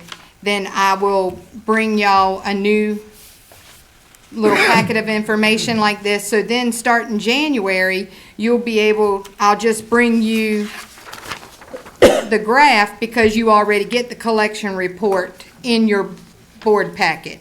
So you will be able to see, still 10 years worth of data. Great. Okay? All right, and I have one other request. So you're contending the rate between 25 and 26 in February went from 91.59% to 91.63%. So just a 0.04% increase, actually, year over year. Yes, between the 2 years. Yes, ma'am. Thank you. Yes, ma'am. The only other thing that I request is for the banking RFP. I know they're the magic words for you. As I am working on this and trying to get everything lined up, could I make a request that any of y'all that would be willing to, if you could give me a list of reasons why changing banks. Now, I know that we need to go to the banks and request an RFP to make them sharpen their pencils and give us better rates and for services and everything. But I just want to see what y'all find that the reason that we would need to maybe change from Bank of America other than they do not have a branch in the locality, because state regulations is it has to be a bank, it can't be a credit union. So we are severely limited in Isle of Wight County. Town Bank, Truist, and Wells Fargo is the only banks I have been able to locate in the county because Old Point was just purchased by Town Bank. And the other two are credit unions. So, and the rest of them are credit unions. So we can't use credit unions per the state code. So that's why I was just wondering what your thoughts are. If y'all could just list them out and email them to me, that would be great. That way I have something to look at when we are writing up the RFP to send out. So you're looking for things, so you almost like have a scoring matrix, whether it's proximity to the county or any number of things that the board might. Yeah, I mean, Inside. if you know of something that, it might be a service that we're currently using, but not everybody is aware of all the services the county's using that is available. If you think that that is a reason why you think maybe we should put the RFP out and go through a lot of work, because it's a lot of work up on the front end of it and on the back end after choosing which one. So, I just want to see what everyone has in mind as I sit down and create the RFP with the purchasing and everybody. And I am working on trying to get samples of RFPs from other treasurers that have done them for banking. It'll just, that'll give us another idea of, services they may get that we don't, that, hey, that might be helpful, Yeah, I can give you mine right now. Number one is the local branch or local presence, which you already mentioned. Number two would be service, so, pick up, locks box, customer service, just, extra programs and frills and things that they could offer. Number three, these are in no particular order, would be interest rates, so, positive or higher rates that we can earn on the money that is deposited in the bank. And number four would be lower fees. I mean, obviously, those two things go together. So as you compare the different programs and fees they charge for different services, whether it be credit card, mobile payment, whatever those things are, I think those things are important. Okay. And just because you issue a RFP, don't mean you have to go that direction. We don't have to So- change, but, Right. it may cause Bank of America to become real competitive with any kind of fees that they're charging because they know that they have no local branch. Right. However, they might come up with other options. Okay, we'll give you more than the 2 days of pickup for Loomis. It's a way to see what they're gonna offer And as opposed to a bank here that's in the locality, what they have that we could take advantage of and change to them. Yeah. So, Sounds good. okay? Thank you. All right, thank you. I told y'all I wasn't gonna be real long. All right, now we'll move ahead with the public hearing. Item A, the Integrated Biblical Health Ministries. Who has that? Yes, sir. Mr. Chairman, the first item is a request. This is information that was processed through the Commissioner's office. Periodically, we get requests for tax exemption, and there's a process that they have to go through. It's actually outlined in county policy. The applicant, which is Integrated Biblical Health Ministries, has gone through that process, and as noted, the commissioners reviewed their application, and that's before you tonight for consideration. And you might want to hear from the applicant in terms of what their intent is, what they do as a service, and how that might impact your tax revenues. Okay, so is the applicant present? Yes.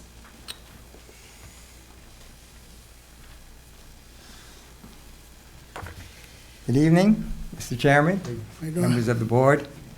My name is Dr. Jim Sharps, and I'm here to represent tonight Integrated Biblical Health Ministries. We're requesting the board's favorable consideration for a property tax exemption designation for our facility located at 121 Goose Hill Way, Smithville, Virginia.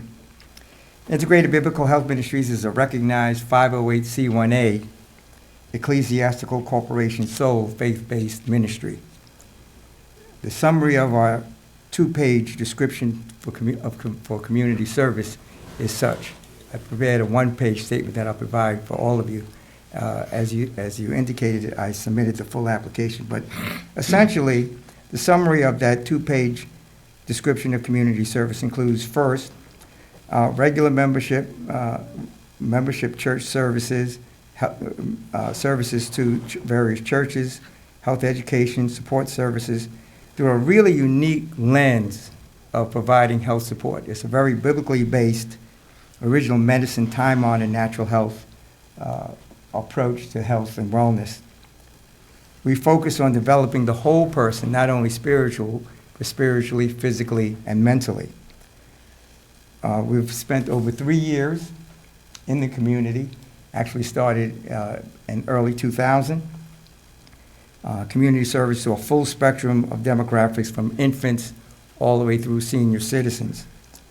The ministry involved, we have ministry involvement with several local organizations, including local churches, YMCA, where I was a member at the same time Renee Roundtree was on the YMCA board, the Optimist Club, Salvation Army, the Sheriff's Office, and participation and involvement with the elementary, middle, and high schools in various activities. So I've been a member of the community since 2007, and we've been providing these and other services during that time. Our ministry basically is dedicated to this very unique, biblically based health medicine, health education, and services. And our empowering natural health approach, coupled with a very powerful natural health tool, it's called RBTI. I'm not going to go into the details there, but it's a very powerful analytical tool that we also provide, which is very unique to our community for health empowerment, which helps us to be able to analyze their health conditions to reverse a whole spectrum of chronic health issues, and with the objective of adding 15 to 30 productive years to their life.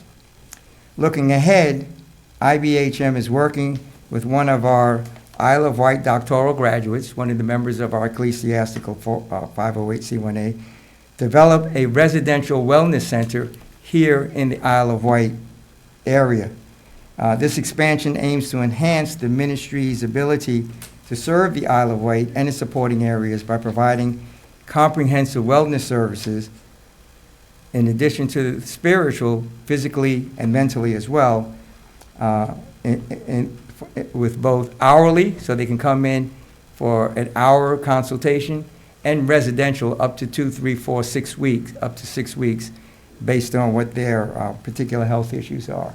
So that would be the intent of that residential part of this retreat facility. And we believe that by exempting this property, the board is actually reinvesting in the health and longevity of our community families. I heard a lot of the comments earlier, and one of the things that's missing is a very powerful, biblically based natural health approach to enhancing the health and vitality of our citizens. And so with that, I want to thank you for your very kind time and attention, and for all that you do for the Isle of Wight. It's been a pleasure for me to be here today. This is the first time I've attended one of these meetings. I think I need to attend more just so I can see all the great things that's happening in our community. And so with that, I want to end my comments, and I'm happy to answer any questions that you may have regarding our mission or the community impact. We have to have the public hearing first, and then. What's that? We have to have a public hearing first. Yeah, okay. I'd like to give you the summary copy. Sure. Of what I just presented. I have 7 copies. I hope that's sufficient for the the members here. Thank you. So with that, I want to thank you for your kind time and attention. Thank you. God bless. The public hearing is now open. Anyone willing to speak for or against? Hearing none and seeing none. Public hearing is hereby closed. Board members?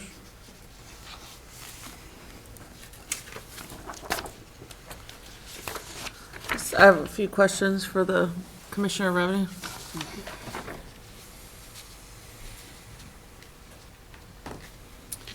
Mr. Gwaltney, do you know, can you help explain to me the difference between a 501c3 and a 508c1a, and if in fact, as this documentation states, that because it's a 508c1a, that it automatically qualifies under 501c3? Is that your understanding?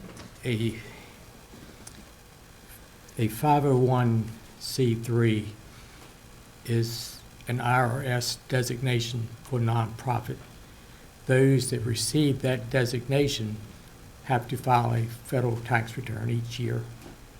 A 508c1 organization is granted to religious organizations, and they do not have to file a tax return with the IRS. That's the only difference, is the filing requirements for income tax with the IRS.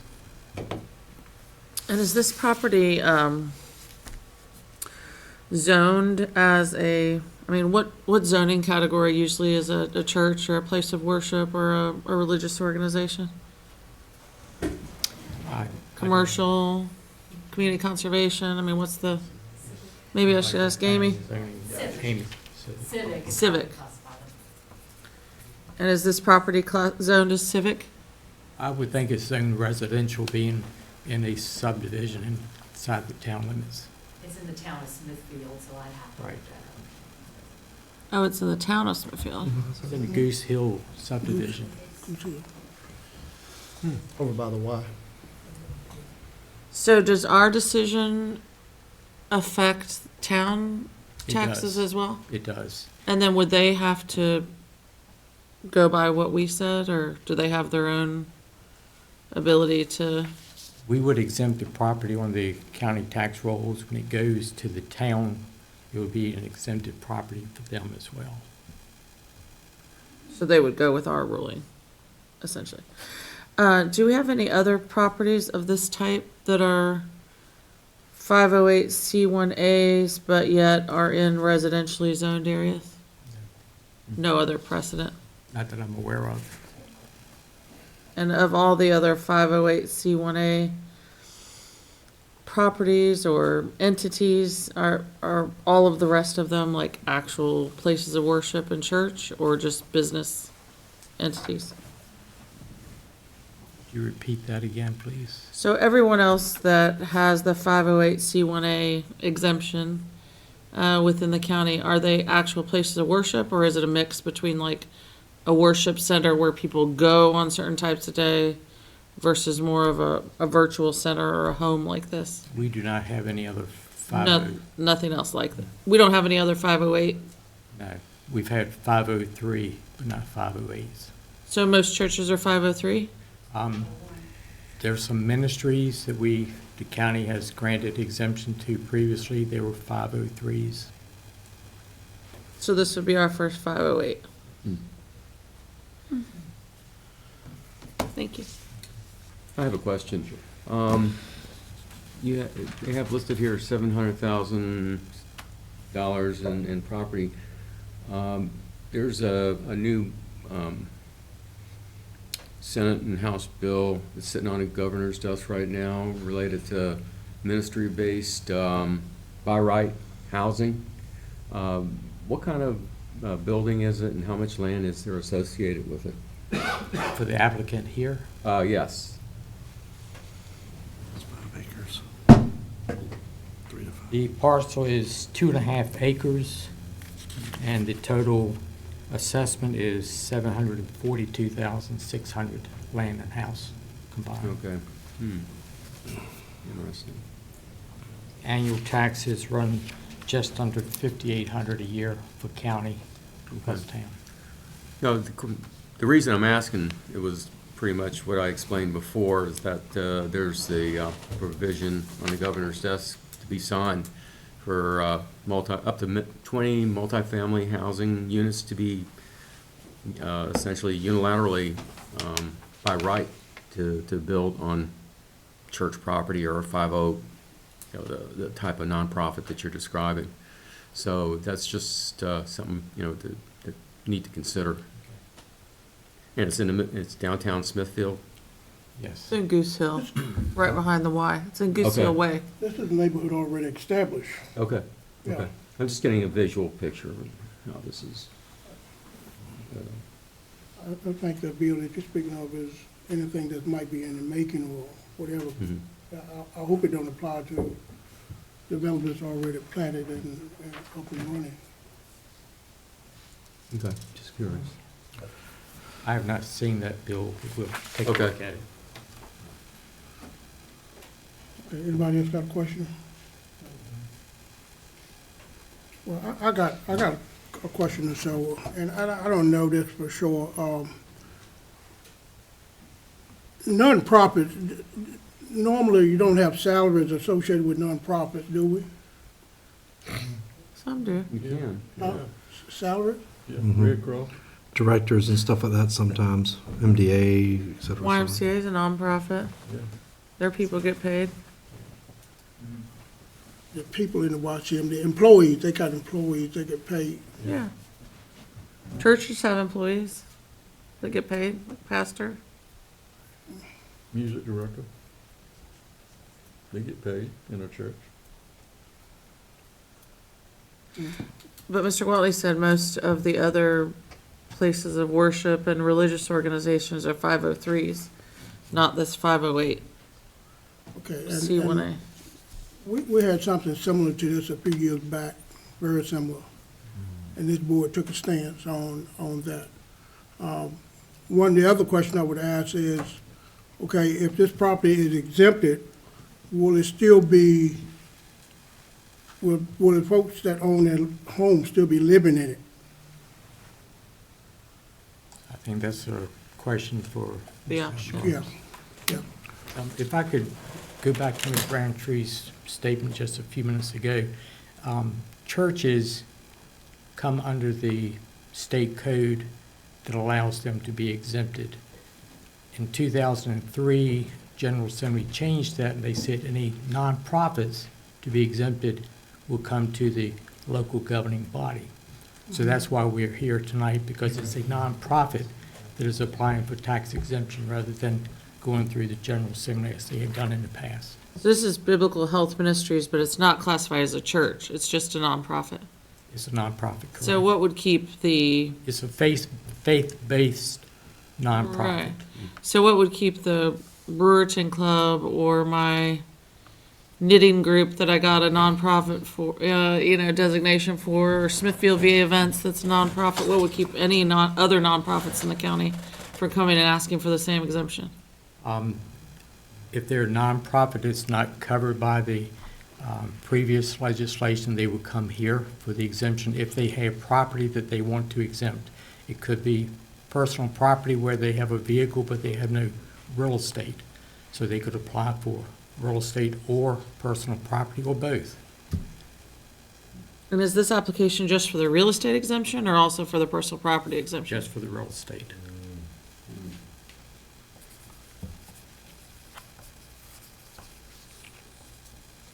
Okay, Mr. Jefferson brings up a point, and I don't know that, seemed, like you said, there was a matter very similar, yeah, at least similar, yeah. that I don't believe was approved It was based not on approved. concerns, Right. but I don't know how similar it is. I don't know if we're comparing apples and oranges or not. Well, that's why I asked the question, will the owners of the property continue to live in the dwelling? And I don't even know if that was one of the concerns in the previous. Yes, it Um, was. Okay. And the reason why I say is, before I would like to vote on it, I'd like to know, get our staff to do research on the previous applicant to see if it was in fact different or if it was same, and to see what our concerns were, and if there was any comments made on whether some board members were in favor of it or against it, just to kind of refresh my memory for consistency and fairness, is what I'm really looking at. I don't know, I don't see a glaring issue, but consistency and fairness is my only concern tonight for me. I agree with that. I'll have those bill numbers. That's SB 388 and House Bill 1279. And it pertains to override local decision-making authority by allowing developing of housing with up to 30% of certain ground floor non-residential use on land owned by property tax exempt religious organizations or certain property tax exempt nonprofit organizations. Legislation also mandates that zoning ordinance shall allow by right development of up to 20 units per acre on property owned by such organizations. The measure specifies that the review of such developments be completed pursuant to general law and states that localities shall not require special exception, special use permit, conditional use permit, rezoning, or any discretionary review or approval process. Mr. Gardner, I think you bring up a very valid point. Another, our VACO meeting, directors meeting, that was brought up, and it really, the way it was really, or the lens that I saw it in, or the way it was presented, was this has to do with, say, a religious organization buys up some property, make it 30 acres, and the legislation wanted to allow them to buy the 30 acres and by right put residential on it. So that's, at least that's what I think, that was the part that I recall. So with this, all they're asking for is religious exemption for residential property, basically. Not really religious, but Well, nonprofit. nonprofit. I just phrase it on the biblical, made me think religious, sorry. I think I agree with Mr. Eckery on that. If they turned it down for a reason, they had a reason to do it. And I would like to know what that reason was, because like you say, fairness, why would we go back and not do what they said do unless. It could be different. Our reason is different. So, Yeah, it could be different. It could It'd be no different. issue. Right. Yeah. Like you said, it could be apples for oranges right now. Would it be appropriate if I make a motion to table? Yeah, I mean, I'll just get out my concern really quick so that you know what it is, if, after we table it or whatever, but I just have a concern that we're creating this snowball effect, or have the potential to create a snowball effect, whereby anyone who has a nonprofit who's still gonna live in their home in a residential area would petition this board to have their real estate property tax suspended just because I run, a nonprofit. Yeah, you have a daycare that maybe is biblical. You can run a daycare out of Something. your home that's biblical. I mean, under 508C1A, it doesn't even have to be biblical based, it just would need to be a nonprofit, but I just feel like it would be a lot. That's not true. That's not true. The 508C1A I think it is. has to be religious? It has to be ecclesiastical. Yeah. It has to be ministry. So, I just worry that it opens up a floodgate. And Yes. I think to my earlier point, I don't know that the other one was similar in nature, Right. but I don't, I just would like to have the details on that. We make the motion Make a to motion to table. table, but with the request that staff present us, do you know which one I'm talking about? Yes, Okay. yes. With that information, both to the entire board, so that we can make an educated decision. You want to table until our next meeting, Joel? Next meeting, yes, sir. Okay. Next regular meeting? Next regular regular meeting, so we have meeting. time, staff has time, we have time to digest it. Have Mr. Jones got you some information on that designation? Thanks. Okay. Mr. Ely? Yes. Mr. Gardner? Yes. Mr. Akery? Yes. Ms. Roundtree? Yes. Chairman Jefferson? Yes. Mr. Chairman, and just for the information of the applicants, that would be the third Thursday in April. Thank you, Bob. Thank you.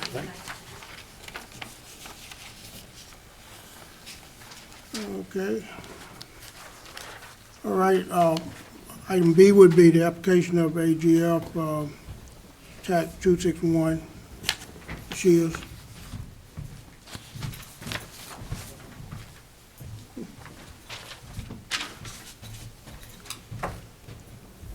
Good evening, Trent Blow here with the planning staff here to present the application for Ag and Forestry District withdrawal for the Moonlight District.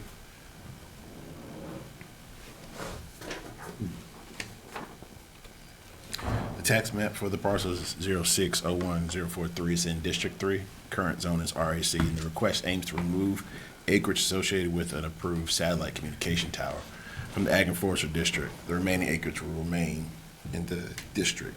Over 200 acres will remain. 1 acre is being proposed to be removed.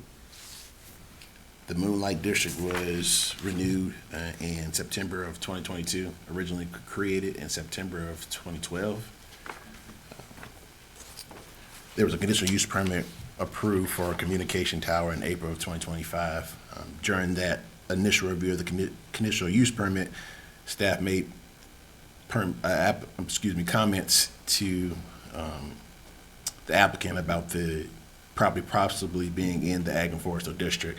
At that time, the applicant and the property owner confirmed that it wasn't, and the application proceeded. But since that time, and as a result of the application for the exception, which is on your agenda tonight as well, I reviewed the district information, and that the property is actually included in the district. And that brings us to the withdrawal request tonight. At its February 4th, 2026 Ag and Forestry District Committee meeting, the committee recommended approval of the withdrawal request. This is the parcel highlighted in yellow. The site is approximately where you see the site notation there in the middle of the property, 1 acre. And this is the Ag and Forestry District map. The Moonlight is the light green color, and the parcel's approximately here.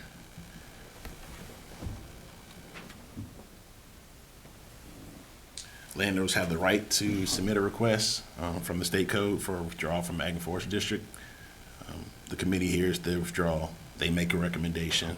The recommendation goes to the planning commission, who also makes a recommendation to the board of supervisors, you all, who makes the decision.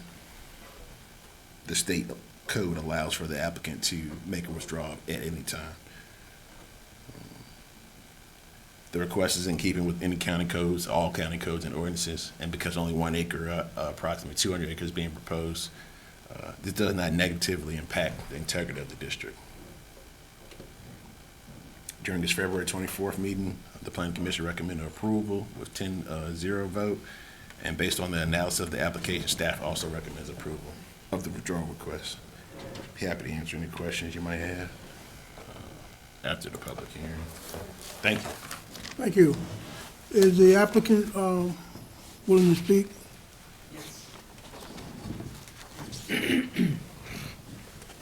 Good evening, Board. I'm Colin Camp from the Crossroads Group. My address is 454 West Valley Ave, Ellisburg, Pennsylvania. I'm here on behalf of Vertical Bridge. They are the lessees of the 1 acre parcel that's looking to get withdrawn from this Moonlight Ag District.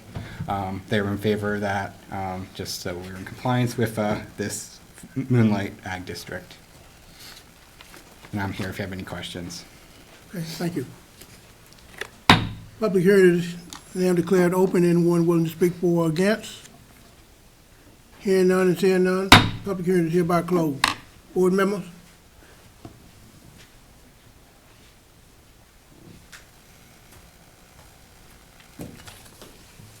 I made the motion to approve. Mr. Ely? Madam? Mr. Ely? Yes. Mr. Gardner? Yes. Mr. Avery? Yes. Ms. Roundtree? Yes. Chairman Jefferson? Yes. We'll move on. Item 14, County Administrator's Report. Can we take a break? Hmm? Can we take a break? Take a break. Okay. 5 minutes, enough. Thank you. 5-minute break. You see him coming with that thing?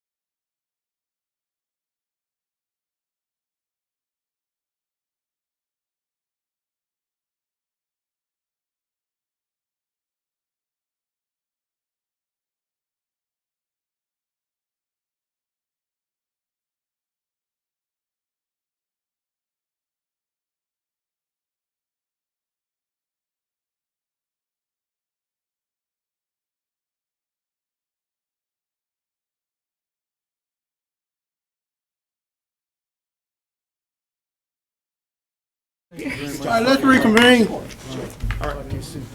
All right, County Administrator's Report, item A, Franklin Airport Study. Yes, sir, Mr. Chairman. Item A is really partly informational from the standpoint of, we want to make sure that the board was aware. Staff has been working in collaboration with the city of Franklin on looking at some opportunities around the airport site. This started, Chairwoman Roundtree was involved in some early discussions, literally about a year ago, maybe a little bit more than that. Mr. Rosie was involved in that, and now Mr. Ely. We've been meeting with the mayor and staff from Franklin, really just kind of trying to determine what's the best path forward. Right. What are the potential opportunities? We've kind of come to the conclusion that at least at this point in our conversations, a study is needed to get better information about the airport site, the industrial park around it, and we've also been investigating and looking at opportunities for the Airway Shopping Center. And so the information that we were presented at our last meeting, which was last week, a couple of weeks ago? Last week. Was that there is grant funding available, so we're going to put in an application. It's a joint, really, because the property is owned by Franklin, Right. and because of Franklin's financial condition and the condition of its citizens, they get some reductions in the match that we alone would not be eligible for. So the conversation has been to make a joint application. We'll split the application fee, the match rather, which is about $40,000, meaning that the county's match amount would be roughly $20,000. But it's a nearly $250,000 grant to do the appropriate studies, give us the information that characterizes that study area, and make it a lot more marketable. So more for your information, we do have the funding internally, so we don't necessarily need to ask for additional funding, but I wanted to make sure you all were aware, and that certainly if you had any questions about what we're doing, and Mr. Ely's been involved in those discussions, but we'd be more than glad to let you know. I'm glad it's moving forward, and this grant will definitely help push it. Because there's a lot of things like Ms. Robinson said, there's a lot of things that we don't know that this grant will let us know, and what will benefit both Franklin and Isle of Wight to help that area come up a little bit. Good. All right, All right. item B. Yes, Mr.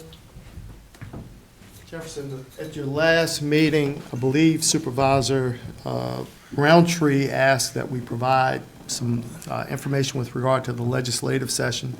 So I'm just going to really do a little bit of a brief update, because as you probably know, or just as a reminder, your legislative priority list included a number of items. Obviously, the additional sales tax for educational purposes has been our number one issue for quite some time, but in addition to that, we had a number of other items, everything from education funding to trying to combat some of the unfunded mandates that come out of Richmond every year, on down the line. I want to just point out, or at least maybe speak to a couple of really critical issues that are quite frankly still ongoing. So the 1% sales tax, we were extremely optimistic this year because we had gotten so close to the finish line only to be tripped up just before we crossed the last couple of years. And so this year we were really optimistic that because it had passed the General Assembly in the past, we think this governor is amenable to that. At any rate, everything was moving along extremely well, and then, not that we hit roadblocks, but we certainly hit some hurdles. And so the way that legislation is currently, it was actually shifted over, much like the budget. It's not concluded. So even though the General Assembly session adjourned this past weekend, there's still some matters that are unresolved. The governor has called a special session for April 23rd to address the budget. The 1% sales tax issue is now included as a part of the overall budget conversation with the state. So we're hoping that that's not a bad thing, but that rather it will be adopted along with the budget. There is one bit of encouraging news in terms of what happened late with some of the stumbling blocks, is that one of the options that was put on the table for consideration was to allow the funding from the sales tax revenues to be used to pay down existing long-term debt. So whether we're paying existing or future, it would be beneficial to Isle of Wight County. So again, just a little bit of heads up about that. We'll keep an eye on this, but quite frankly, we don't expect anything to happen necessarily until the General Assembly reconvenes. They'll actually reconvene on the 22nd, but then they're going to have this special session on the budget on the 23rd. So was it, Sorry. if I remember correctly on that, Senator Lucas's bill that addressed this, that was the one that narrowed it down to new construction. Is that, do I recollect that correctly? Is that, I think at first it was, one of the pushbacks was that it was too broad and that localities could use it for too many things. So you're telling me that it's gone back to allowing some other options? Yeah, so initially it was. It was wide open to begin with. No, Then it got narrowed, well, the now it's folks back. the folks who already have it, it was basically for new construction. Right. And so, there were competing bills, one that would basically duplicate what's already in place. And then, I don't know at what point, but at some point, folks started adding stuff in. And so, one of the things that's still being considered and kind of, discussed is whether or not it should be limited just to new construction, or if that window should be open to include things as much as paying down existing debt. And so right now, that language is still being discussed. That's part of what hasn't been ironed out yet. But if that's allowed, that gives a tremendous amount of flexibility to localities. What I thought was interesting is a couple of years ago when we were first kind of hitting this hard, I was taken aback by the pushback that I received from other counties, not necessarily ones in Hampton Roads, that were very much opposed to the Isle of Wights of the state getting this option also. It boggled my mind. You would think what was good for them would be good for everybody, but it certainly was not the case. And they tried to explain it, but I guess I just didn't understand. Yeah, I'm not quite sure what that opposition was all about either. Anytime a locality can do something that helps its citizens, I'm not sure why other localities fight against it. And it gives the citizens the opportunity to decide whether they want to do it. It doesn't say it's mandated. Exactly, yeah. Which is one of the unique features of this legislation. It's not something that you as a board could just impose without without citizen input in the way of a referendum, so. One of the other things that is a major discussion that is being discussed all over the Commonwealth, and for good reason, and that is collective bargaining.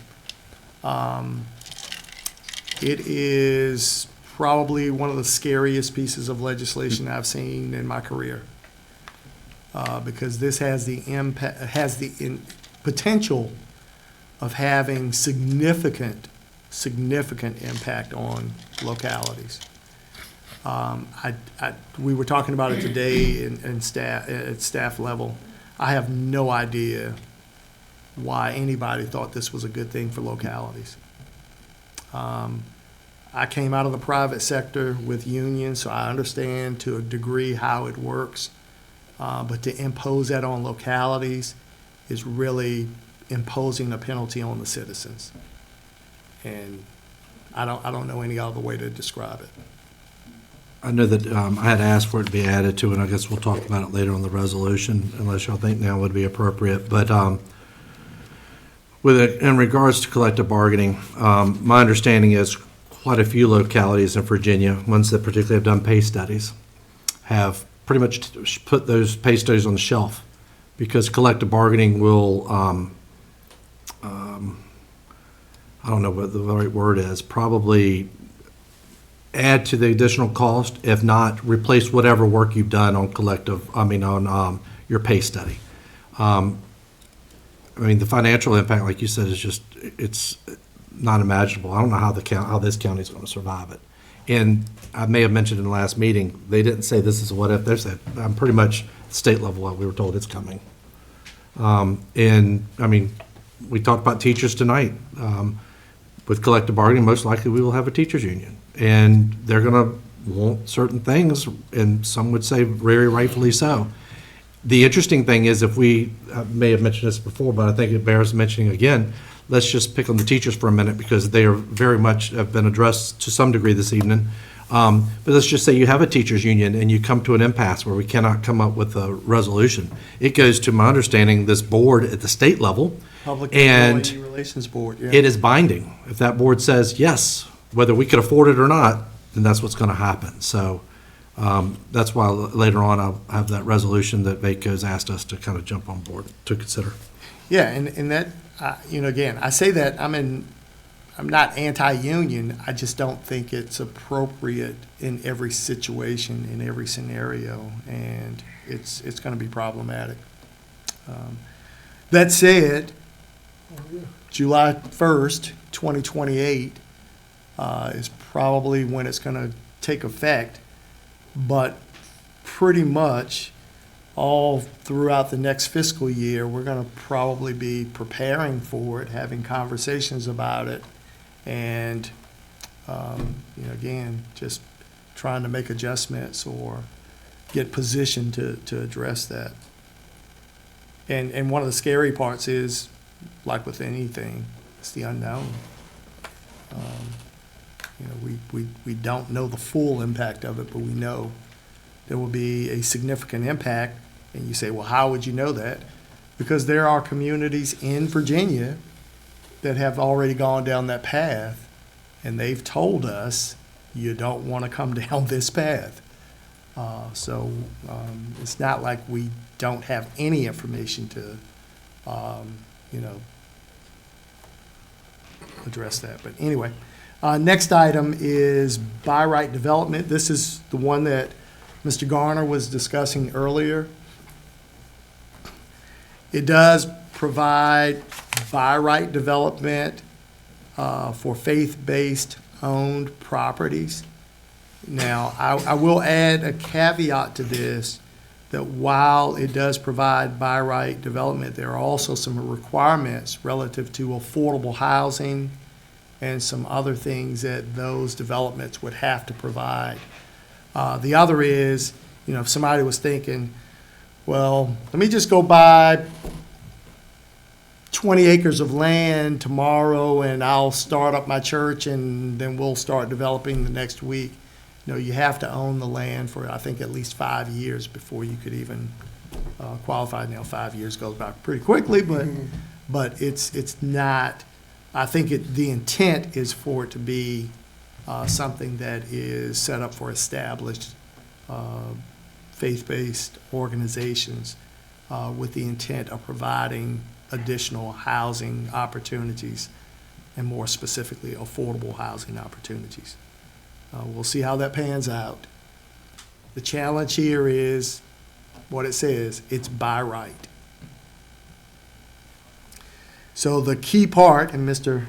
Garner read this earlier, that last sentence in that third bullet, the shall nots, shall not require a special exemption, special use permit, conditional use permit, rezoning, or any other discretionary review or approval process. It is by right. To me, it seems like that case that we talked about earlier, if we legitimized this argument of faith-based owned property, which is what they said, by, foregoing the real estate tax or, forgiving the real estate tax, exempting it, if you will, then that might legitimize, if this were to pass, I think that was Supervisor Gartner's point, might legitimize, their argument to go ahead and build apartments on a lot that's on 2.5 acres in Goose Hill Way. And there's no special exemptions, use permit, there's nothing anybody could do about it. So while it's by right, and I'd certainly, defer to legal counsel and to Amy, with regard to that particular situation, that's an established subdivision, and I'm pretty sure they probably have some covenants. So I don't know that that would be the example where you say, well, that person could go in and do something, because I don't know that they would have the legal authority to do that within their subdivision. So I'm not sure if that would apply to. I don't know. I know this is just a summary, and there's a lot of unknowns on this pending legislation, Yeah. but it's a scary thing. It is. No, I agree. And again, the concern here is there is no local process for the community to have any input. It's by right. So I'm not quite sure what we did to make the General Assembly so upset about local governments this year, but they have been not real happy with us, apparently. By right development of battery energy systems. Now, this one is a little bit different because it is tied to previously approved solar developments. And this would be still subject to an ordinance that is in place by July 1 of 2026. As you may be aware, our Planning Commission is reviewing an ordinance. I think it comes up Tuesday night for consideration. It's actually, they had their public hearing on it last month, and they continued their discussion To Tuesday? to Tuesday. Yeah. So it is possible that you might be looking at an ordinance in your near future with regard to review and consideration of a battery energy storage ordinance. That said, again, that last sentence, this legislation bypasses local decision-making authority to make those systems or storage areas permitted. Well, the best I've read it is, they still have to go by whatever ordinances that were done, but they can put it, if they can go put it there, they can put it there, and you can't stop them from doing anything. Yeah, and I don't know if you have anything you want to add to that, Right, Amy, or right, not, yeah. because But- we've But, probably been if more on there's an top of this ordinance, than I then they're am. precluded to follow, they have to Yeah. follow the You have ordinance. step backs and all that kind of stuff. Right. Right, so you have to have an already approved solar farm on a piece of property, and that battery energy storage system could go on that same piece of property. It can't go on a different piece of property that was not Yeah. included as part of the conditional use permit. And they still have to meet setbacks and noise levels and that kind of thing.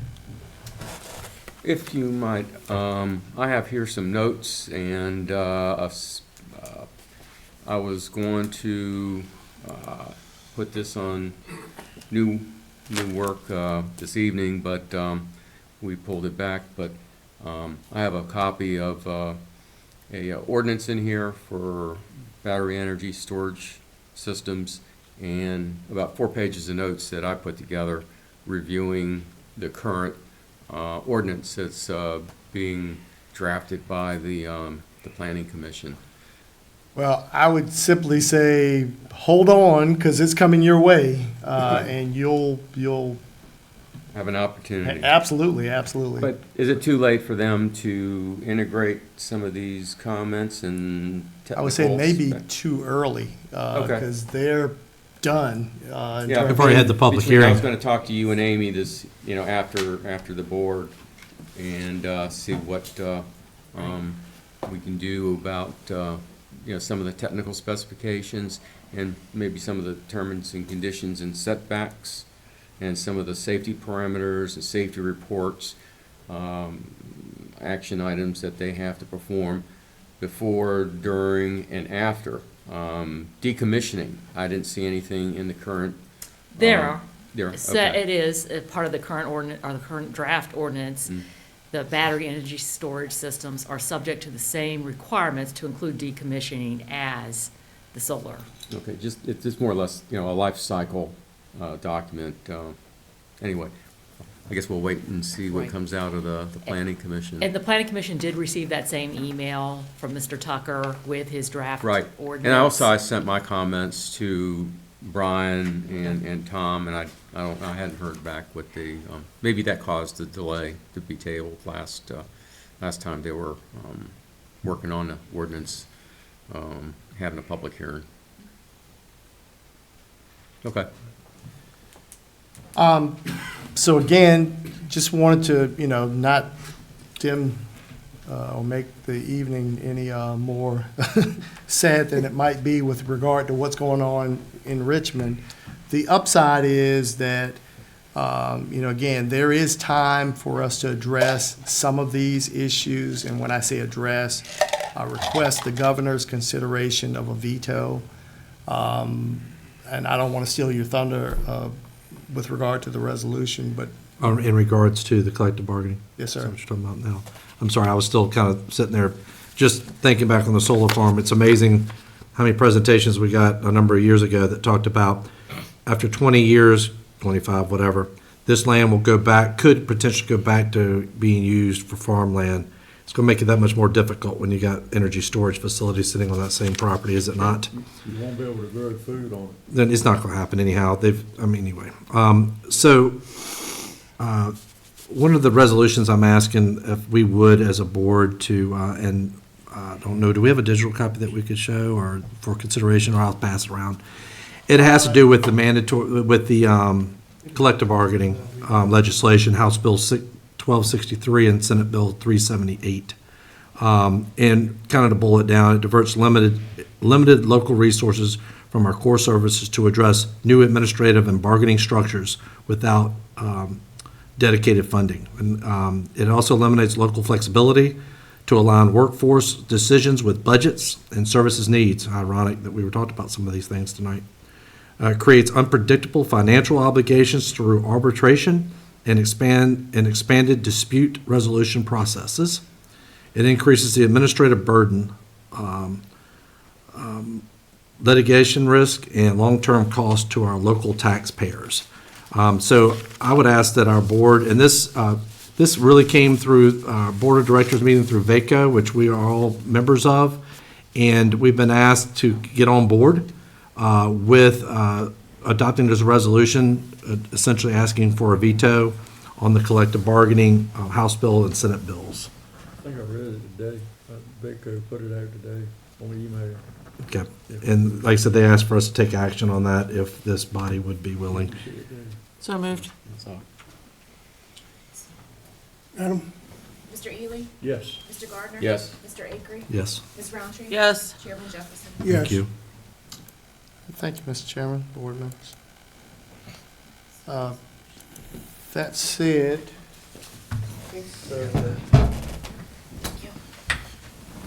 the last couple of items that I had were just to note that there is, we had a couple of minor updates to the strategic plan. If you recall, the tourism plan was adopted tonight.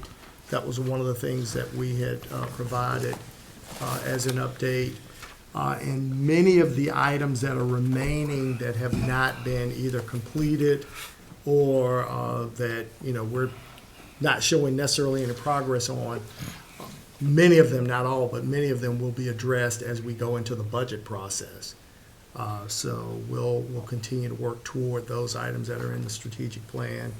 And certainly if you have any questions about those, let us know. There's only two I have my eye on. One is review permitting process for businesses to identify possible streamlining. It says continuous, but it also says report out by March of 26th. And this is the last meeting in March. And then also, that was 2.1, and then 2.3, supposed to be reported marketing activities quarterly. It's the end of the quarter. So the actual objective says aggressively market all available commercial properties, so some kind of marketing quarterly report, again, it's the end of the quarter, so. Yeah, and so to the second one, the marketing report, you'll get that in April because it'll include the first quarter of the year. Good enough. Yes. So permitting process for businesses? And I'll have to get with Amy because we hadn't talked about that, but. Right, so following the battery energy storage ordinance work that we've done, staff has been putting together a list, and right now we have like 22 ordinance amendments that we want to make. A lot of those are housekeeping items, like there are references to old review processes that no longer exist, like right now in our ordinance it still talks about Planning Commission and the Board of Supervisors granting final site plan approval. Well, y'all haven't done that in 10 or 15 years, so that just needs to come out. But otherwise, we're looking at things like modifying some of the landscaping agreement or landscaping requirements, some of the number of like copies, hard copies that we need. Thanks to OpenGov, we do so much more digitally now that we can reduce some of those requirements. And those are just a couple of things, but we have a whole list of things that staff is brainstorming on right now to make sure we have everything before we bring it to you all to consider and the Planning Commission to discuss. So. And when will they be pulling those things together? Because I have some suggestions too. Like, what would be your deadline for receipt of? So right now, we are hoping to guest meet on it next week. So anytime you can send over a list and we can incorporate. Just email them? Sure. Okay. Thank you.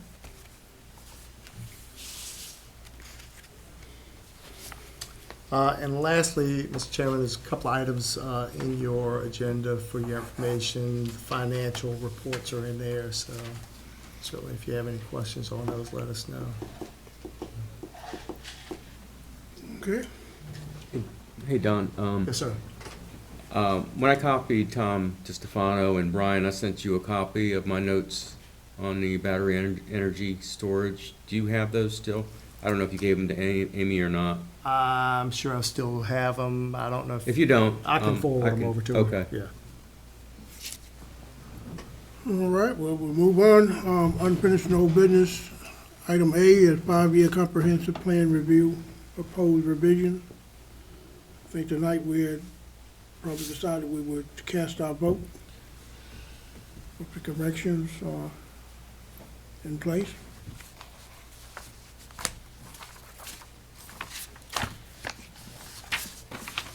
Yeah, and I'm interested in, other people's comments on the comprehensive plan, but I took some time and looked at the scorecard or accomplishments list that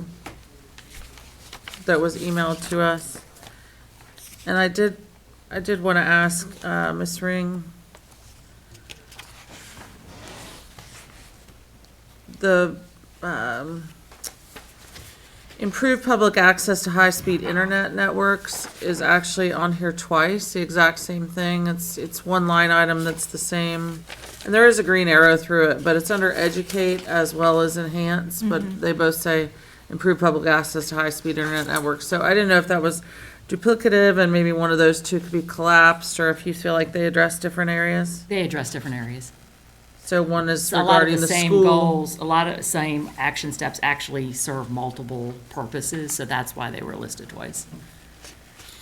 And then, I'm gonna trust that when the final versions are done, that any typos or gobbledygook, as I said, or, whatever, that all of the editorial items will be satisfied and taken care of between this draft and the final draft. And that you guys will look through the document with a fine-tooth comb, looking for spelling mistakes and punctuation and all those things. I'm sure that's what your technician will do.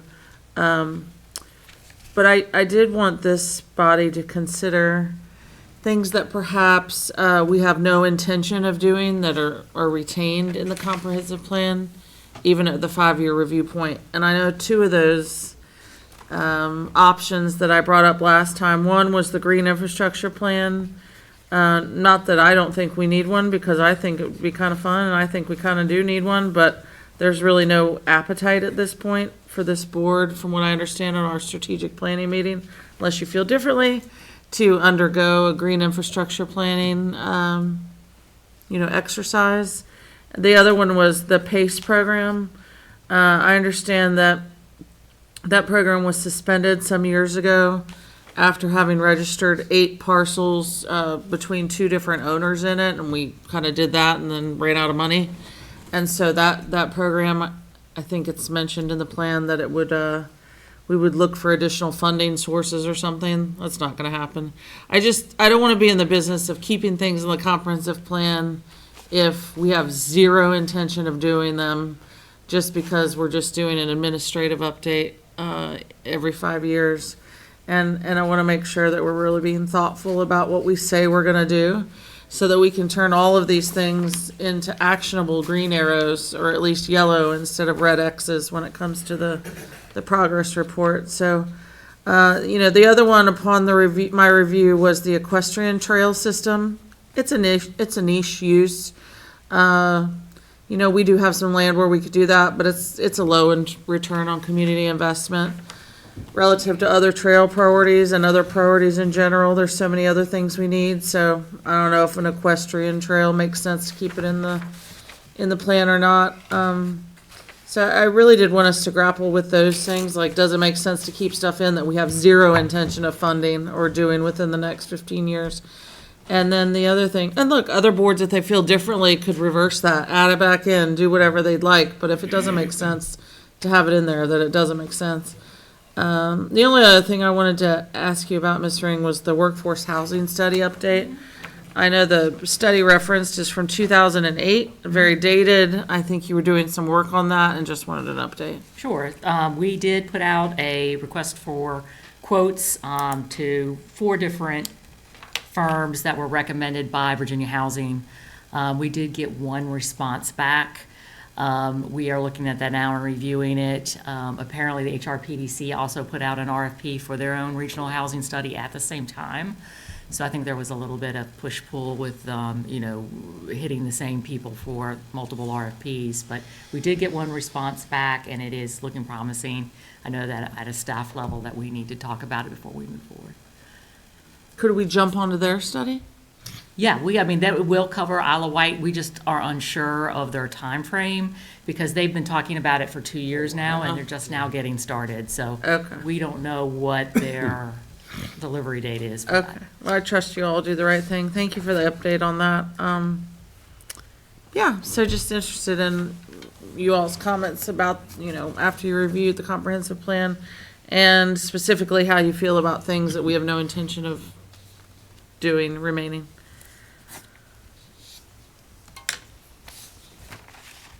One of my comments was, you talk to a voter out there, and they have really no idea what voting district they're in. And I would just recommend to include a map of the voting districts. I think that would help the folks identify with the area that they're in, other than being surprised when they go to the poll and they see the ballot, but they hear their neighbor across the street's voting one way. And this pertains to the local voting for like supervisor, and but voting districts, they have no idea where they're at sometimes. Right, so put a map of the voting. And also some of the maps are really, really, really hard to read. And there's 7 village centers, I think there are. Is it 7? So there's not much detail on the village centers, and let alone on the maps, those village centers, some of them are like 2 dots of I guess red ink, so they really don't stand out. And there is a map, I believe it's on, let's see, on page 18, they have lines going to different areas of the county, and you can't even read the type that is they're identifying what the lines are going to, but you can't read what they're talking about.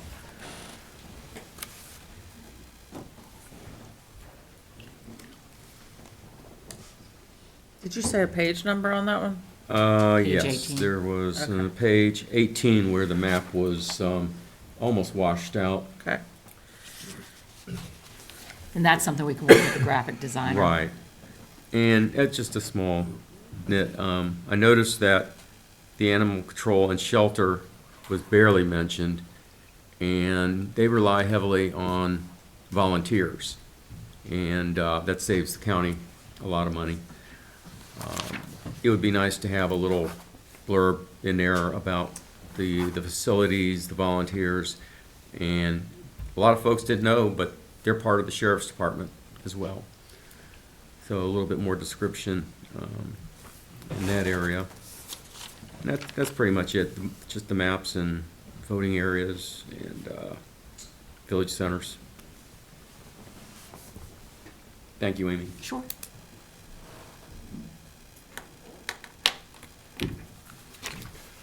All right, well, with all that said, what's our plan? You guys want to take anything out or not? You want to take anything out of the plan or just leave it like it is?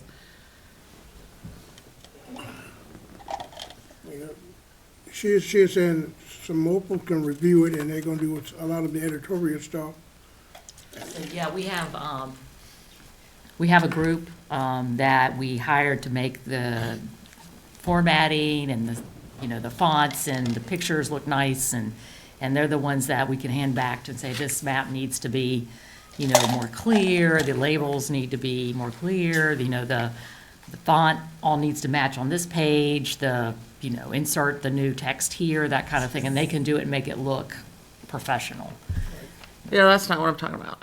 I'm talking about substantive changes, programmatic changes with the document and what our goals are.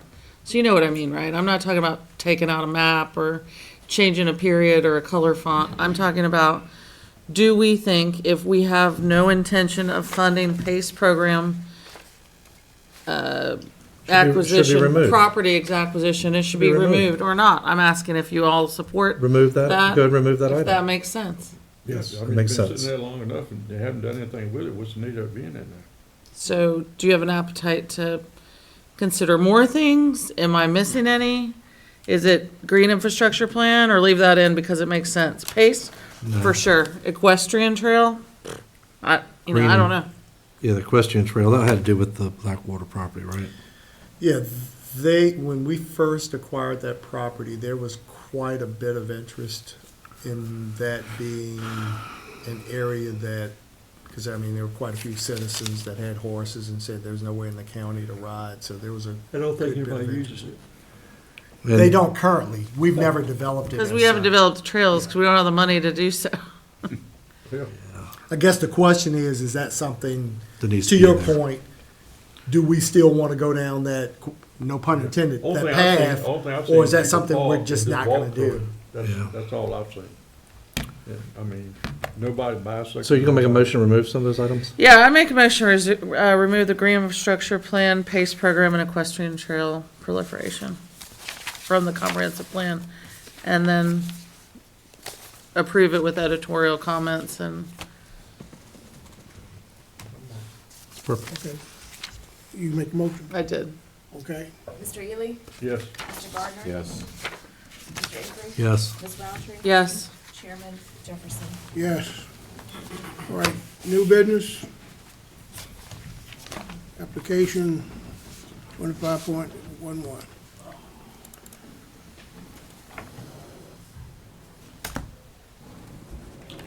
Good evening. Trenton Blow again with a fence exception for vertical bridge, exception 2511. Parcel is the one included in your earlier application, 0601043. It's in District 3. And the exception is from 5-2000 G1 of the zoning ordinance to allow for an 8-foot fence to be constructed on the site. The project is proposed on 1 acre out of 239 acre property. Conditional use permit was approved in April 25 for a communication tower. And the applicant plans to replace an existing 6-foot tall fence with an 8-foot tall fence. The applicant request is from section 2000.G1 of the zoning ordinance. In that section, says no fence shall be taller than 6 foot. The applicant wishes to install an 8-foot tall fence. 7 foot of the fence will be chain link, and then a 1 foot of barbed wire topper. Company standards require an 8-foot fence for security purposes, and that is the reason for the request. Property is highlighted in yellow.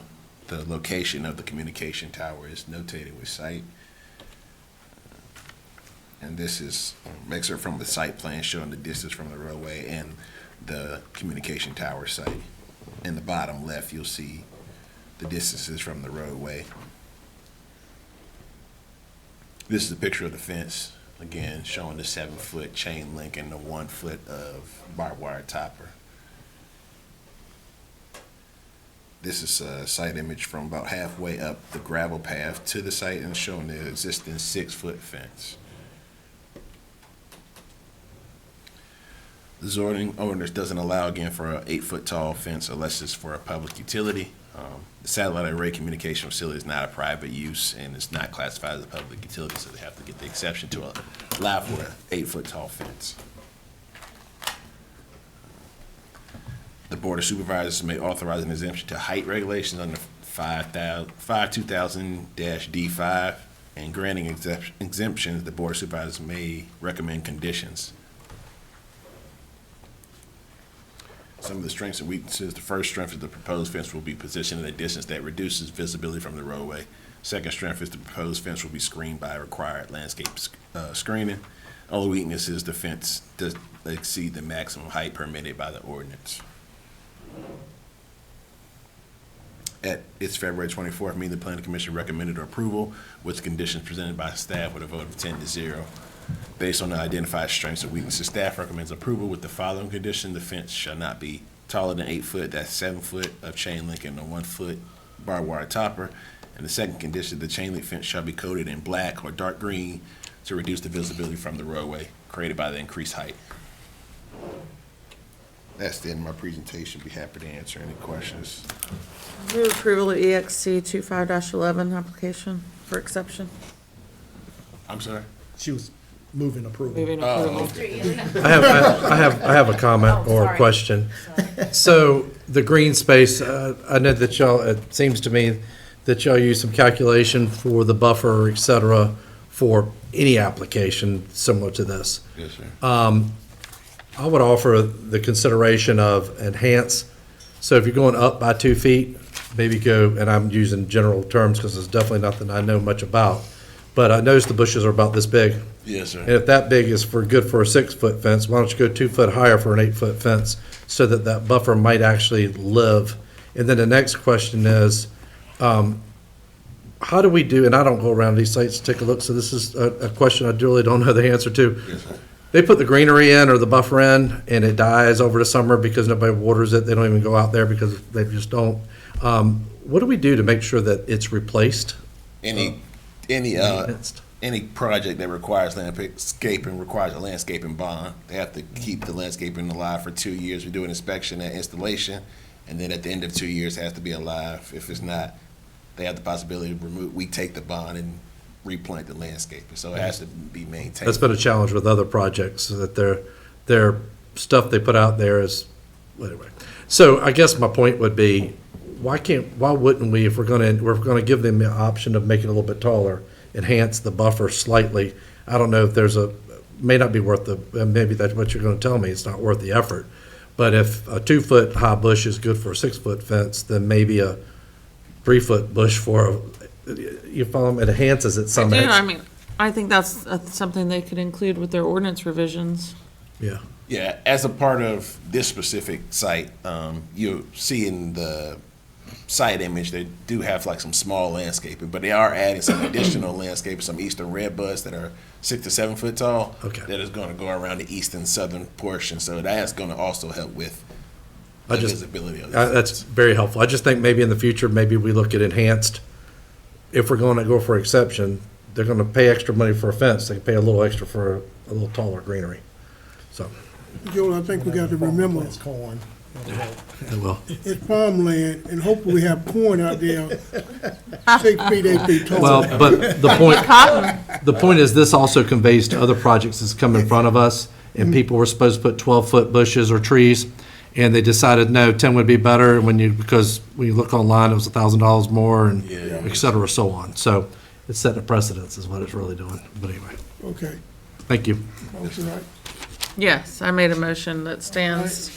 Mr. Ely? Yes. Mr. Gardner? Yes. Mr. Akery? Yes. Ms. Roundtree? Yes. Chairman Jefferson? Yes. Item B is the boat donation. Okay, Mr. Chairman, this is the last item we have. Chief Winley's going to provide some information about the donation that we are considering. So about a year, Chief Winley, Chief for Fire Rescue, but about a year ago, we were approached by one of our neighboring jurisdictions that they were getting a brand-new boat through a port security grant. And the question was asked, would Isle of Wight be interested in their boat that they currently have that they're getting rid of? So what I'm going to do tonight is present to you what the opportunity is to see if we would be interested, the county would be interested in this project, in this program, to enhance our abilities for water rescues. So currently, you are looking at the county's water assets that would be responding out on the James River, would be responding up in the tributaries. Every fire department in the county has the bottom right-hand corner, that metal boat there. Every fire department has one of them. They're about 20 years old. Talking to the chiefs and everybody, they would like to get rid of those boats anyway. They rarely, if ever, get used because they're only good for up in the tributaries, and they're too heavy to be able to get into like ponds and stuff like that, which is why they've gone to the Zodiac boats. Carrollton just got the boat that you see in the top left. A couple years ago, they got that boat. The downside of this boat is it's a smaller boat, as you can see, compared to what I'm getting ready, the opportunity that we have before us. This boat doesn't have a permanent mounted fire pump on it, if you will. They use a portable pump that they would drop overboard if we had a fire or something. And it doesn't have like a dive door, if you will, to get patients in that might be in the water. You have to pull them up over the gunnel and get them into the boat. So this is our current asset. Here's the opportunity. So it is truly a fire boat, designed as a fire boat. It has been, you'll see, that it was built in 2006 on the next slide. This boat has been in Hampton. It's boat 2 from Hampton. They just got, again, another boat for $600-something thousand, I think is what they got it for. So if we wanted to go down the road for something like this on a new scale, we're looking at $600,000, but with the grant, it's like a 75-25 grant. So the county would still have to come up with some money, significant money, if we wanted to go this. This is definitely more designed and capable for going out into the James River to the deep water. So this is some more specifics about the boat. It's a 2006 Metalcraft. It's 33.5 foot long. It has a fire pump on it that will pump 1,250 gallons per minute. Our fire engines that are around the county right now pump 1,500 gallons per minute. So it's right there with one of the engines that is here. But again, this is another picture. You can see the deck monitor, if you will, that's permanently mounted to the boat. So what does it cost? It costs nothing to acquire this boat. They want to donate it. The Virginia Port Authority would like to keep this boat in the Hampton Roads region. And in talking with Hampton Fire, their chief, Hampton took it to their city council, and they have now agreed to donate this boat. I think their original plan was they were going to sell it. They were going to sell it, but to keep it in the port of Hampton Roads port, everybody has agreed to donate it to Isle of Wight County should we choose to accept that donation. So this is an estimated cost of general maintenance. This is, everybody that has a boat knows that things happen, but this is the general cost for maintenance and fuel for the boat. So for general maintenance, we're estimating about $6,000. The boat, the two motors that you saw on it, outboard motors on it, are 3 years old, which is fairly new if you in the marine world. The fire pump on the boat is 1 year old, and it's going to cost it needs an oil change and an air filter change, just general maintenance, because it's a car motor, if you will, vehicle motor that's in there that runs the fire pump on the boat. You got to clean the hull. One thing that I'm talking to Chief Mullen, if we can get a lift, which he is talking to marinas on the water, and if we can get a lift and keep the boat out of the water, we will save a lot of money on this hull cleaning and all that, because it won't have to be done as often. It'll still have to be done. And then fuel annually, about $5,000. How much would the lift cost?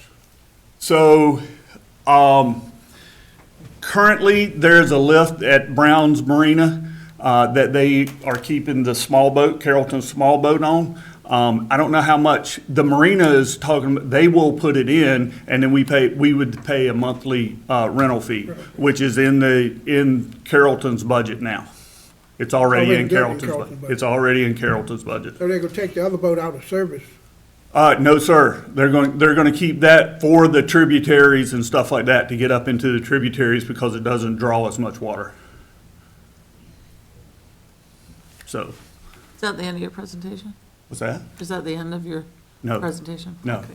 So who oversees the program? Carrollton Volunteer Fire Department will will oversee it. They're the closest, really the closest to the water.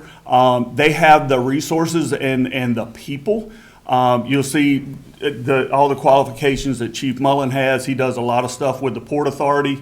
And then the deputy chief in Carrollton now is actually a Hampton firefighter and has been assigned to this boat for years now. So he knows this boat in and out, the maintenance and the repairs and all that have had to be done to it.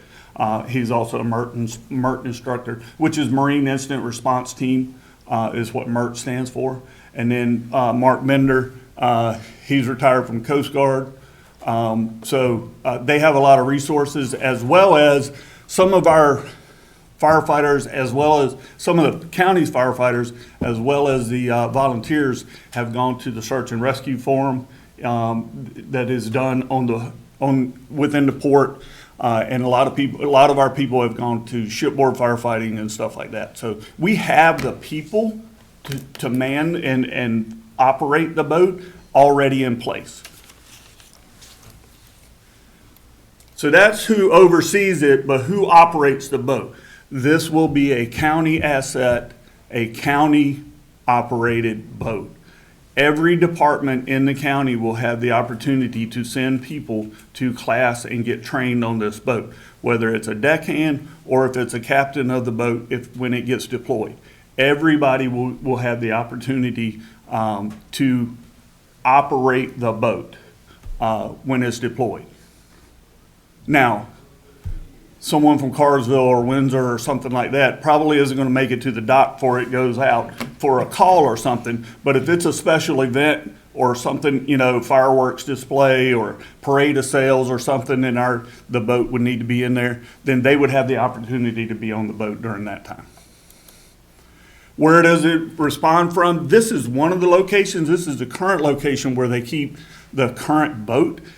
Is at Brown's Marina, which is right off of the James River. If you're familiar with Brown's Marina, it is on a lift. They do keep it on a lift over there. And if there is a boat call right now, they call over to the marina. The marina goes out, hits the button, puts the boat in the water. So when they get there, they can just step on the boat and respond. And that's another location that's being talked about is Gatlin Point, the marina at Gatlin Point, to put it there. So, but I got to end mine with the question. But that's it. So the whole purpose of bringing it to you tonight is to see interest in it, because what we would like to do is put a group together and actually go over and physically put eyes on the boat, put boat experts together and take them over there, look at the boat, make sure that we're not getting something that we're not going to be able to afford, basically, to keep it up and running. Chief, how many more calls did we have in the last fiscal year? 2024, we had 16. In 2025, we had 15. And how many did the town of Smithfield have? I just pulled for the whole county. Yeah, a lot of those calls were mutual aid. Several departments respond to those calls at the same Correct. time. Correct. So it's $333.33 per call. If you take the $5,000 a year of what it would take for maintenance and to run the boat, divided by 15 approximately calls a year, then it's a little over $300 per call to run it. Do you think that's worth it? We pay more than that on a structure That's fire. actually pretty cheap. Yeah, So- we pay more than that on a structure That's fire. pretty cheap for a boat to go out. Absolutely. And we can barely get a truck out. One more question, sorry. Well, Supervisor Aker. How far would it be from Smithfield Station? So I don't know the exact distance. It's obviously, How long would it take to get that 10 boat minutes. from where it's sitting at the Smithfield Station? 10 minutes. 'Cause Brown's Marina around up to Pagan in their What I'm yard. thinking about, all those boats sitting there, they've never, ever had a issue. But if one of those boats would them big boats catch on fire down there? You don't want your fireboat beside it, that's for sure. that's right. It'll burn up with the rest Well, of I'm them. not thinking about that. I'm thinking about bringing the fireboat in to put that out. Well, yeah. Yeah, That's what, that's what I'm thinking. Yeah, and currently it would be Newport News' boat, would be coming from right there at Windward Towers. Okay. And in that scenario, you probably would have a combination of Yeah, fireboat both. and So- actually. So there was a fire boat house. fire out next to the James River Bridge last year, I think it was. And Hampton and Newport News and Suffolk all responded boats out there. And Carrollton did take their boat out there, just as a backup in case anybody went in the water. But Newport News actually, got the victims from the Can it boat be used and as all a that. rescue boat? Yes, sir. also? Yes, sir. It's a rescue boat, as well as fire boat. And all the electronics and all on it are new, were paid for, they are new, and they were paid for by Port Authority. So Port Authority supports the electronics and stuff on it. I guess the last question I have is why us? Why is Hampton? Because we Gonna have give so us much water. We have so much water. Norfolk Portsmouth? has 2 boats. Suffolk has a big boat like this. Again, Hampton has 2 boats now. Newport News has a boat to this magnitude. They have a boat. James City County, I think, has a boat like this. So to your point on this, so this is a big picture Port Authority type thing. I believe Newport News may be Norfolk, doesn't matter. Large City just did the same thing as Hampton. They got their boat replaced under their grant. The Port of Virginia wanted to keep the old boat in the area, so Matthews County has done just what we're getting ready to do. These boats are used obviously for fires, but that's what people think of. But that's not the common use. Search and rescue grids. The practice with MERT is that you don't send one boat anymore, you send one in a backup boat, so this would be the backup to Newport News or vice versa. Additionally, when they shut the port down for storms and stuff like that, these boats are sent out to check all the Buoys. Yep, all the buoys and all of the channels. so they can reopen the port. A number of years, obviously with my background, we've had one in the county for 20 years, well, not quite 20 years, but anyway, and it's called for as much for things like reopening the port and that kind of stuff as it is for emergency incidents, although it's crazy how many emergency incidents you do actually go to. But the other thing it does is it opens up the door. The port, Bill over at the port has been awesome about, he already has, because that's how we got $25,000 or more worth of electronics on that boat that was sitting in that picture. They've gotten exposure suits, Mustang suits, et cetera. So we've become part of the program even more so. Names that were mentioned there, names that are throughout our county and throughout Hampton Roads have really made this possible. I've reached out to a third party that wasn't from Hampton, and it wasn't from where I worked or here, and said, what would you do? And they said, you'd be crazy to turn down this boat.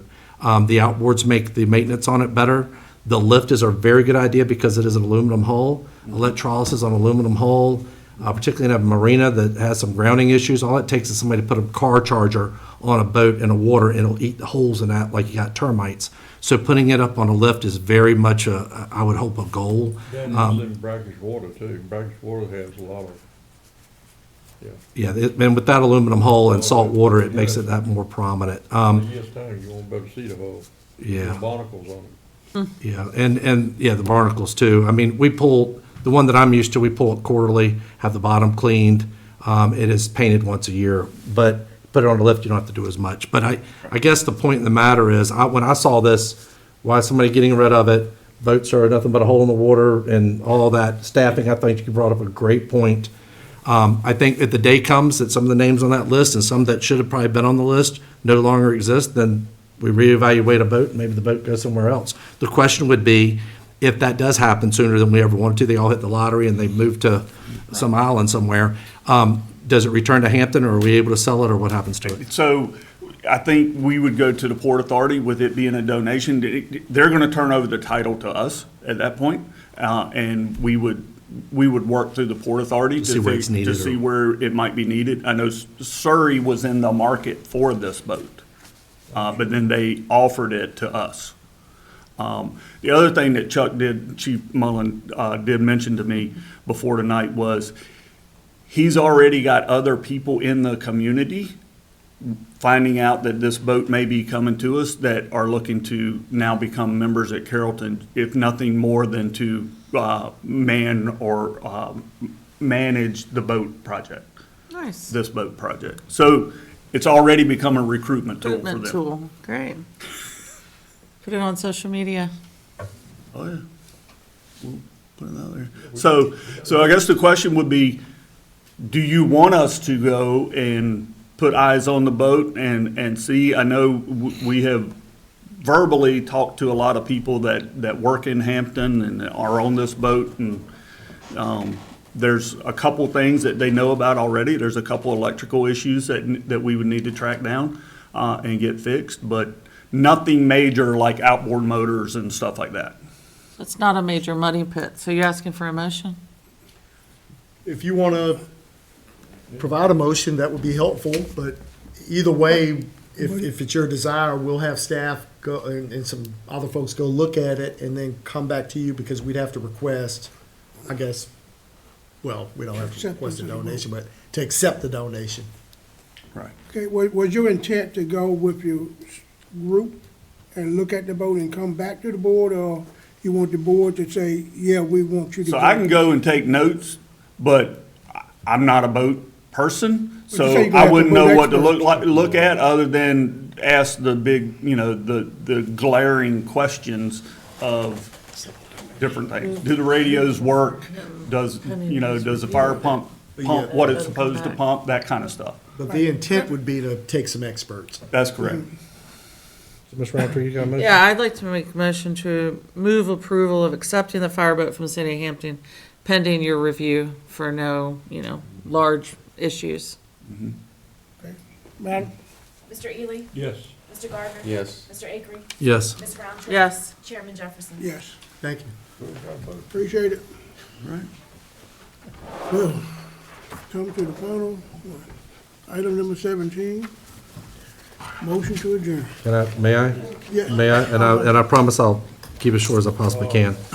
We're on the budget season. I guess what I'm interested in hearing from staff, we're going to hear it soon enough, but I say soon enough. I want to hear, based on our current rate, what would be some additional services that we might be able to do this year? I don't mean that with a smile. Or what might need to be removed, or what service impacts it would have on the current rate of 0.775. 77.5. Let's call it 78. And what has to be removed. So in other words, if we're going to stick with the current rate, what does that look like?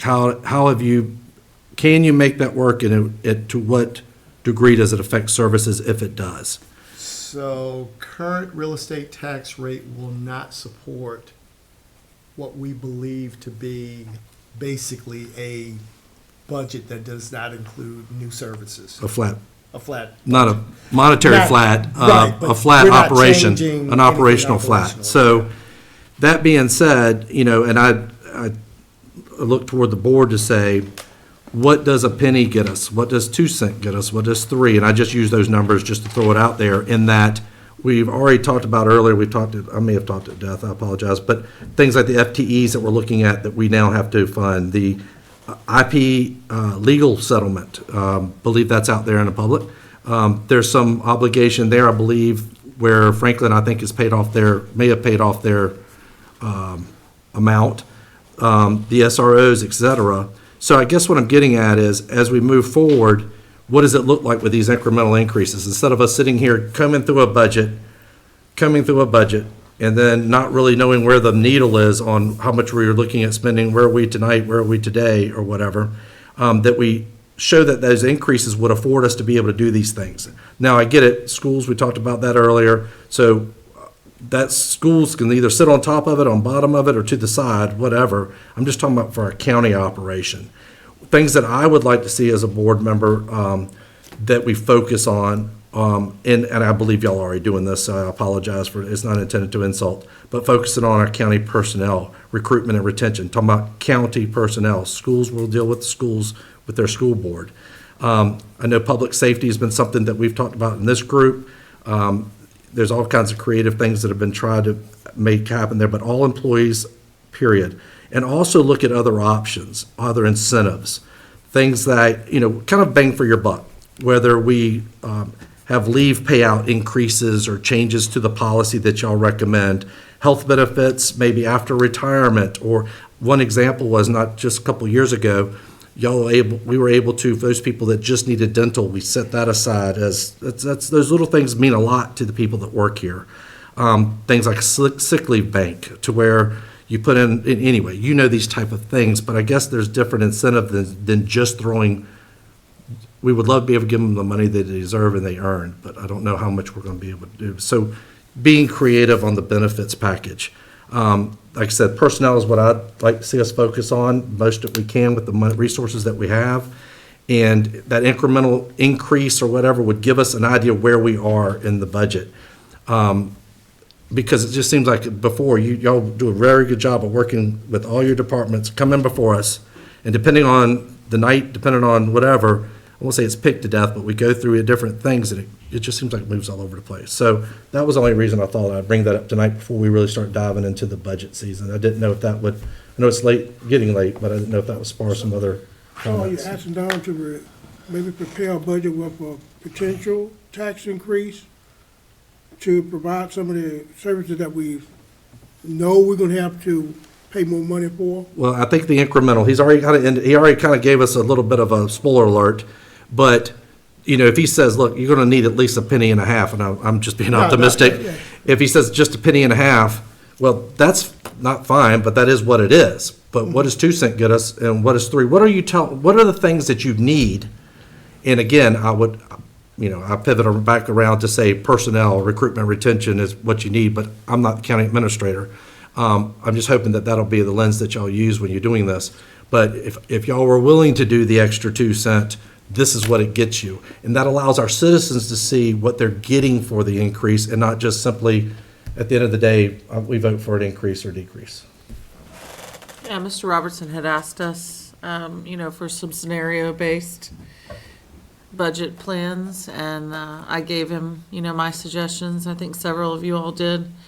But, yeah, I would urge us to do that as well. Give him, direction early versus in the last 2 weeks before we have to pass it, because it helps him plan, just like you say, and map out scenarios, so that you know what you're working with and you can model some of those things, right?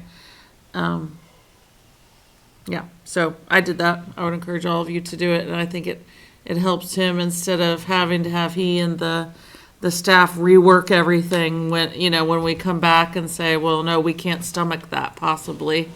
Guess what? You're gonna have to go back and rework and do the work again, and that's just not feasible, and it's not fair.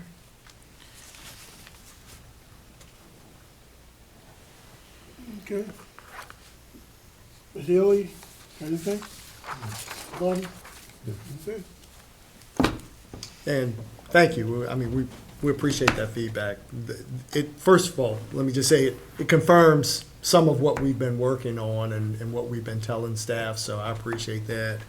The other is, our team has been working, our staff, quite frankly, has done a really good job in terms of their budget request. But we still got a lot of work to do over the next 2 weeks, so And the reason I bring it up here, I know that this board is really good about providing emails and correspondence and some of the behind-the-scenes stuff, which isn't often appreciated sometimes. But I think it's important that it's in the front side so that people know that this is the kind of thing the board is trying to work with staff to accomplish. And so they can see it as it progresses too and know why their money is going where it's going. So. Okay. That said, adjourn. Thank you.